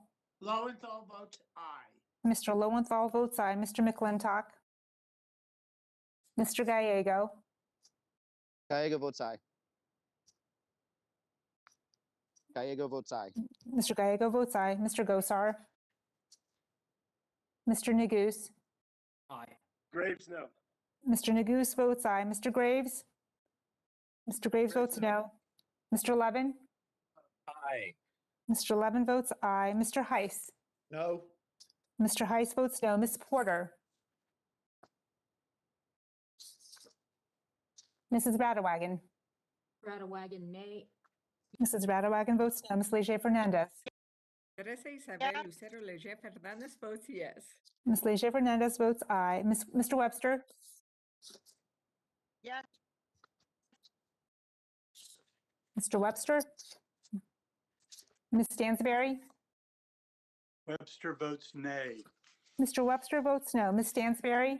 Stansbury is a yay on final passage. Ms. Stansberry votes aye. Ms. Gonzalez Colon. Gonzalez Colon is a no. Ms. Gonzalez Colon votes no. Ms. Velasquez. Velasquez votes yes. Ms. Velasquez votes aye. Mr. Falter. Coulter votes no. Mr. Falter votes no. Ms. DeGette. Get votes aye. Ms. DeGette votes aye. Mr. Stauber. Stauber votes no. Mr. Stauber votes no. Ms. Brownlee. Ms. Ms. Brownlee votes aye. Mr. Tiffany. Mrs. Dingle. Dingle votes aye. Mrs. Dingle votes aye. Mr. Carl. Carl votes no. Mr. Carl votes no. Mr. McEachin. McEachin on this great piece of bipartisan legislation votes yay. Mr. McEachin votes aye. Mr. Rosendale. Rosendale, on the record, no. Mr. Rosendale votes no. Mr. Soto. Soto votes yes. Mr. Soto votes aye. Mr. Moore. Mr. Moore votes no. Mr. San Nicolas. Ms. Harrell. Ms. Harrell votes no. Ms. Harrell votes no. Mr. Garcia. votes aye. Mr. Garcia votes aye. Mrs. Bobert. Bobert votes no. Mrs. Bobert votes no. Mr. Case. Aye. Mr. Case votes aye. Mr. Obernolte. Obernolte, no. Mr. Obernolte votes no. Ms. McCollum. Ms. McCollum votes aye. Mr. Bentz. Benz votes no. Mr. Bentz votes no. Mr. Cohen. Votes yes. Aye. Mr. Cohen votes aye. Mr. Tonko. Tonko votes aye. Mr. Tonko votes aye. Ms. Talib. Ms. Trahan. Trahan votes aye. Ms. Trahan votes aye. Madam Clerk, this is Representative Porter. How am I recorded? Ms. Porter, you're not recorded.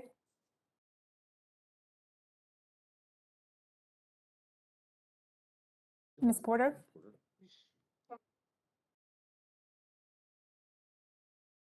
Is Tiffany recorded? Ms. Porter, I have a visual, but I don't have audio. Mr. Tiffany, you're not recorded. Aye. Good. If Tiffany, I just no. go through my Mr. emails, Tiffany votes no. Ms. Porter votes aye. I did that. Is there,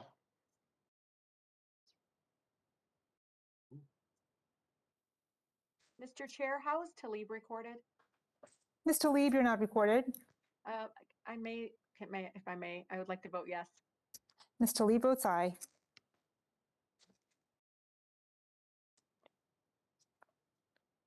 And any members not recorded wish to record or change their vote? Madam Clerk, how is Radawagon recorded? Mrs. Radawagon, you are recorded as a nay. Thank you. Anyone else? Hearing none, the vote is closed and the clerk shall report. Mr. Chair, on this vote, the yeas are 25 and the nays are 19. The ayes have it, and the bill is adopted and ordered favorably reported, and the motion to reconsider is laid on the table. Calling, the item now for consideration is HR 160 offered by Representative Soto. I ask unanimous consent that the subcommittee on water, oceans, and wildlife be discharged from further consideration of the bill. And without objection, the bill will be considered as read and open to amendment at any time. Now let me recognize the author of the legislation, Representative Soto. You're recognized for 5 minutes to speak to that legislation. Thank you. We have a truly bipartisan bill to help protect reefs across this nation. Thank you, Chairman Grijalva, for agending it. Thank you to Ranking Member Westerman for your positive comments. And I want to note we'll be supporting Representative Gonzalez Colon's amendment that you had mentioned in your opening remarks.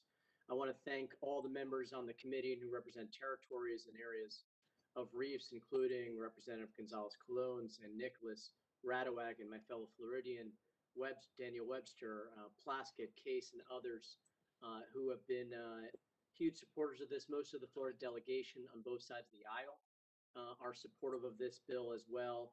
I want to thank the Florida Department of Environmental Protection as well as Senators Rubio and Schatz in the Senate.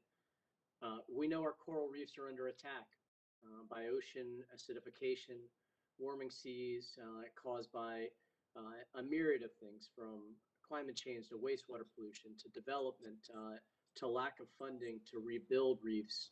And these in turn are causing our reefs to become more vulnerable to coral bleaching, to stony coral tissue loss, disease, among others. It's affecting our quality of life. It's affecting our environment. It's affecting fisheries and so many other things that we hold dear together in a bipartisan fashion. The Florida Reef, for example, was vibrant through the 1980s. And then by 1983 onward, we started seeing widespread cause of rapid mass mortality events, both there in the Virgin Islands and Puerto Rico, massive bleaching starting in the 80s. We established a sanctuary in 1990 in the Florida Keys. We even have created artificial reefs, like has been discussed earlier by Representative Carl. And we now have 7 Atlantic species of coral that are federally threatened. And so that's why our senators, our members of Congress from Florida and from Hawaii, from the territories, and so many other states are coming together in a bipartisan fashion. The Restoring Resilient Reefs Act reauthorizes the Coral Reef Conservation Act, which expired nearly 15 years ago. It maintains the NOAA Coral Reef Program while introducing overdue improvements to coral management and restoration efforts and giving new and innovative tools to partners who are closest to the crisis: states, territories, tribes, communities, and universities. More specifically, there's a 5-year authorization to explicitly focus on restoration activities. The program currently funded at $33 million for 2021, but without further direction from Congress. This is something where we as a body need to reassert our vision. It creates a block grant program where states and territories can receive matching funds.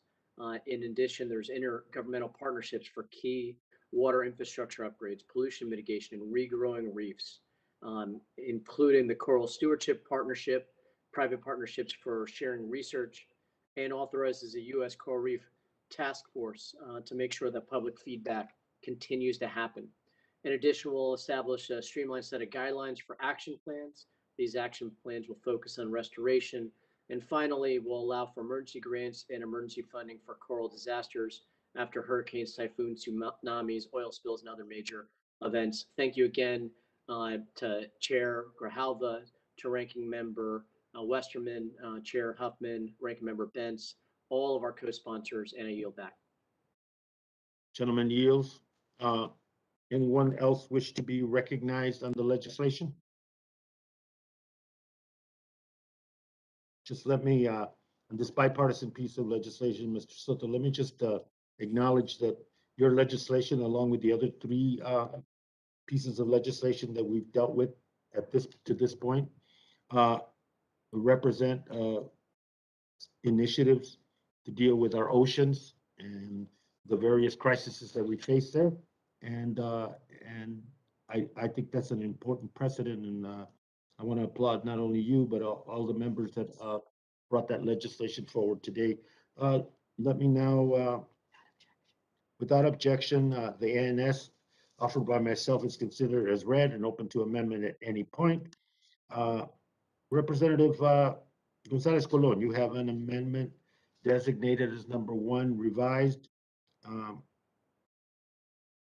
Thank you, Mr. You're Chairman. recognized for 5 minutes. Thank you, Mr. Chairman. I think it's important to just hear what Mr. Soto said. And in our case, Puerto Rico is surrounded by over 1,900 square miles of shallow coral reef ecosystems that provide habitat and food to hundreds of marine species.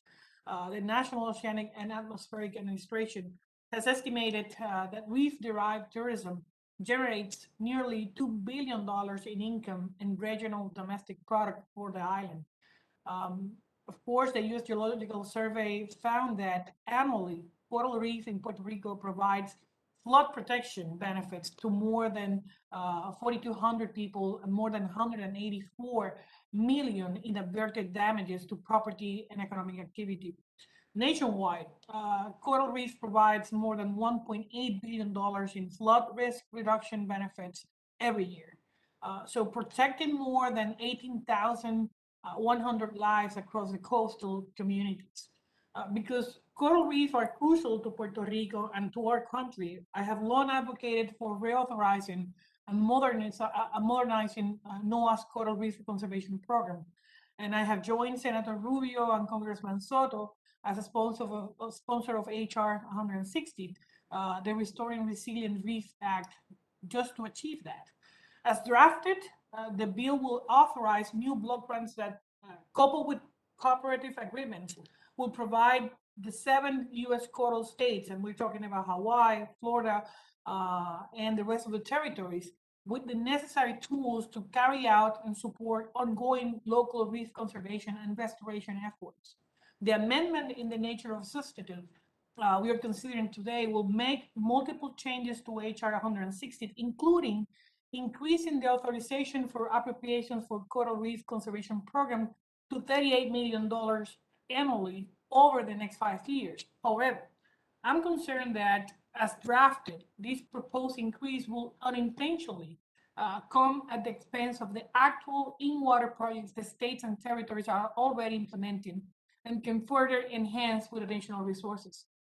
It seems the increase in funds proposed by the amendment will go entirely to a Coral Reef Conservation Program internal spending at NOAA, whereas the proportion of funding going directly to the states and territories throughout both block grants and cooperative agreements will be reduced as compared to the original bill.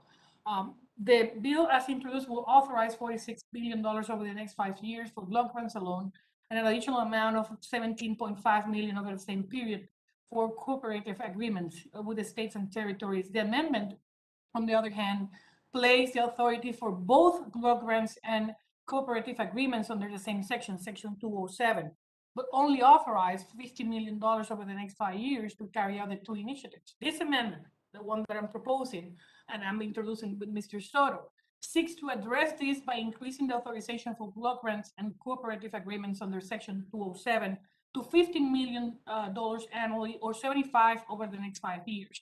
And this will ensure we're providing the necessary level of support for state and territorial investment in active coral management and restoration activities in jurisdictional waters. I think it's important to remember that it's the states and territories and local stakeholders, not the NOAA itself, that do most of the direct conservation and restoration work.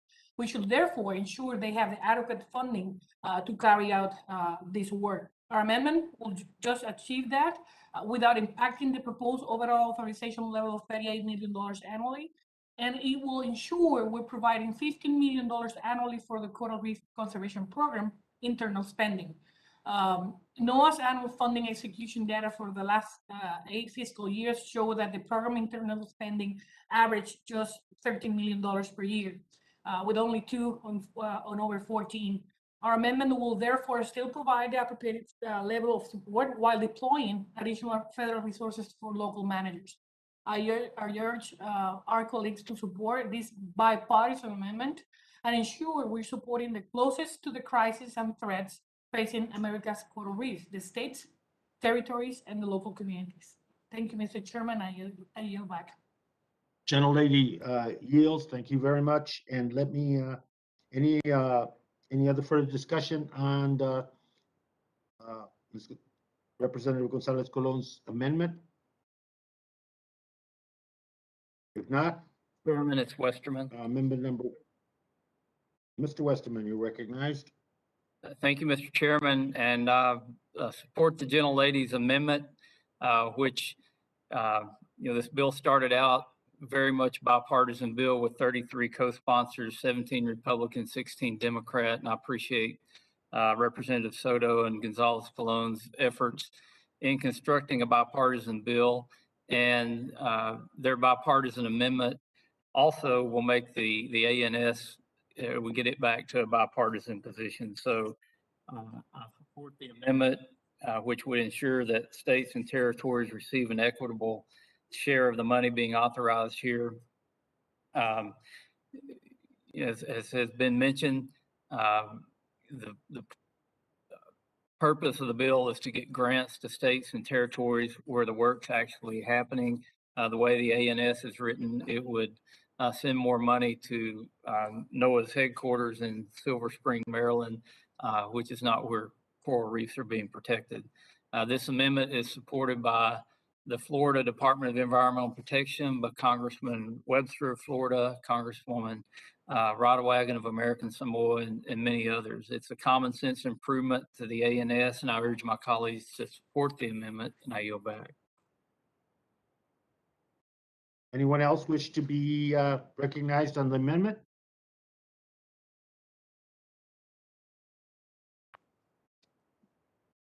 If there's no further debate, let me before I forget, thank Representative Soto and Gonzalez Colon for their work on the legislation. I will pause so the members can unmute. The question is on the amendment number 1 by Gonzalez Colon, revised to the ANS. All those members in favor indicate by saying aye. Aye. Aye. Aye. All those members opposed indicate by saying no. In the opinion of the chairs, the ayes have it, and the amendment is agreed to. Are there any other amendments? If there are no further amendments, the question is on adopting the ANS as amended. I will pause so the members in favor can unmute. All those in favor indicate by saying aye. Aye. Aye. Aye. All those, thank you. All those opposed indicate by saying no. In the opinion of the chair, the ayes have it, and the ANS is adopted as amended. Question is on adopting the bill as amended and ordering in favor reported to the House. I will pause so the members in favor can unmute. All those in favor indicate by saying aye. Aye. Aye. All Aye. those, thank you. All those opposed, no. No. In the opinion of the chair, the ayes have it, and the bill is adopted as amended and ordered favorably reported. The motion to reconsider is laid on the table. We'll move to the UC package. With the cooperation of Ranking Member Westerman, his staff, and other members of the committee, Committee chairs and ranking members, it appears that we have worked out an agreement on 13 bills scheduled for markup today. Before we begin, any member seek time to speak on any of the bills in this unanimous consent? I do. Who seeks recognition? I do. Mr. Young, of course, you're Aye. recognized, sir. Thank you, Mr. Chairman, and all members, and I hope you all appreciate punishing me because your time is a lot different than my time, and Mr. Rodebaker and I have the longest distances away. But when you started this meeting at 5 o'clock in the morning, and I'm not going to get up to you, Mr. Chairman, 5 o'clock in the morning, all due respect. So No. anyway, we're here to mark up the bills. I want to thank you for my Southeast HR 442. Simple bill. We transfer land for health purposes. As everybody supports it, it's well supported in the community. I thank you for taking this bill up. My second bill, which I have great pride in, is the Indian Buffalo Management Act. Congressman Norma Torres and Teresa Fernandez, we are on this bill. It gives a chance for the American Indians and the Alaska Natives to get involved in buffalo preservation and consumption. It is a source of food and also a heritage for the great nation of the United States. So I urge the passage of these two bills. I'm glad you reached this agreement. It's a good example of what you can do bipartisanly. And I am proud of the fact to be sponsored, but to have the support of the committee. I thank you, Mr. Chairman. I yield back. Thank you. Thank you, Representative Young. And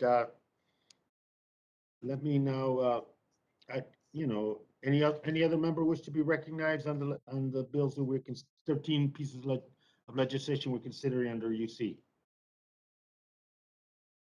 As we've done before, I'll make a single UC motion to discharge the agreed upon bills.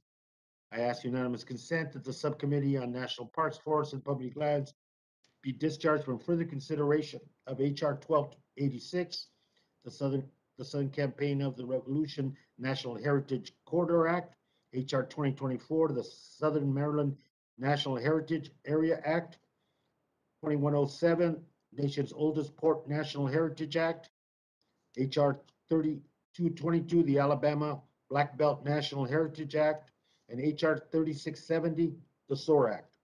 I also ask unanimous consent the Subcommittee on Indigenous Peoples of the United States be discharged from further consideration of HR 442, the Southeast Alaska Regional Health Consortium Land Transfer, HR 897, the Agua Caliente Land Exchange Fee to Trust Confirmation Act, HR 1975, the Pala Band of Mission Indians Land Transfer Act, HR 2074, the Indian Buffalo Management Act, HR 2088, the Eastern Band of Cherokee Historic Lands Reacquisition Act, HR 2930, the STOP Act of 2021, HR 4881, the Old Pascua Community Land Acquisition Act, and HR 5221, the Urban Health Indian Confer Act. Without objection, so ordered. I now ask unanimous consent that the following bills be adopted and ordered favorably reported as described to the House of Representatives. HR 442, HR 897, HR 1286 with an NS offered by myself and a second degree amendment by Mr. Westerman. HR 1975, HR 2024 with an NS offered by myself and a second degree amendment by Mr. Westerman. HR 2074 with an amendment, Young number 1 revised. HR 2088, HR 2107 with an ANS offered by myself and a second degree amendment, Westerman number 1. HR 2030 with an amendment, Ledger Fernandez number 1, 2930, excuse me. HR 3222 with an ANS offered by myself and a second degree amendment by Mr. Westerman. HR 3670, an amendment with an amendment, Moore number 1, HR 4881, and HR 5221. Without objection, so ordered. Without objection, the motions to reconsider is laid on the table, and without objection, the long title of HR 2086 is amended. 1286. We're done. Thank you so much. All members shall have 2 days in which to file supplemental, additional, minority or dissenting views. I ask unanimous consent that the staff be allowed to make necessary technical and conforming changes to the bills or to report it today, subject to the approval of the minority. I also ask unanimous consent that for any bill ordered reported today with amendments, that the bill be considered reported as an amendment to strike out all after the enacting clause and insert the text of the bill with its perfecting amendments adopted by committee. Without objection, so ordered. And let me thank the ranking member Westerman, other members of the committee chairs, and subcommittee chairs. There's no further business. Thank you so much. Committee is adjourned.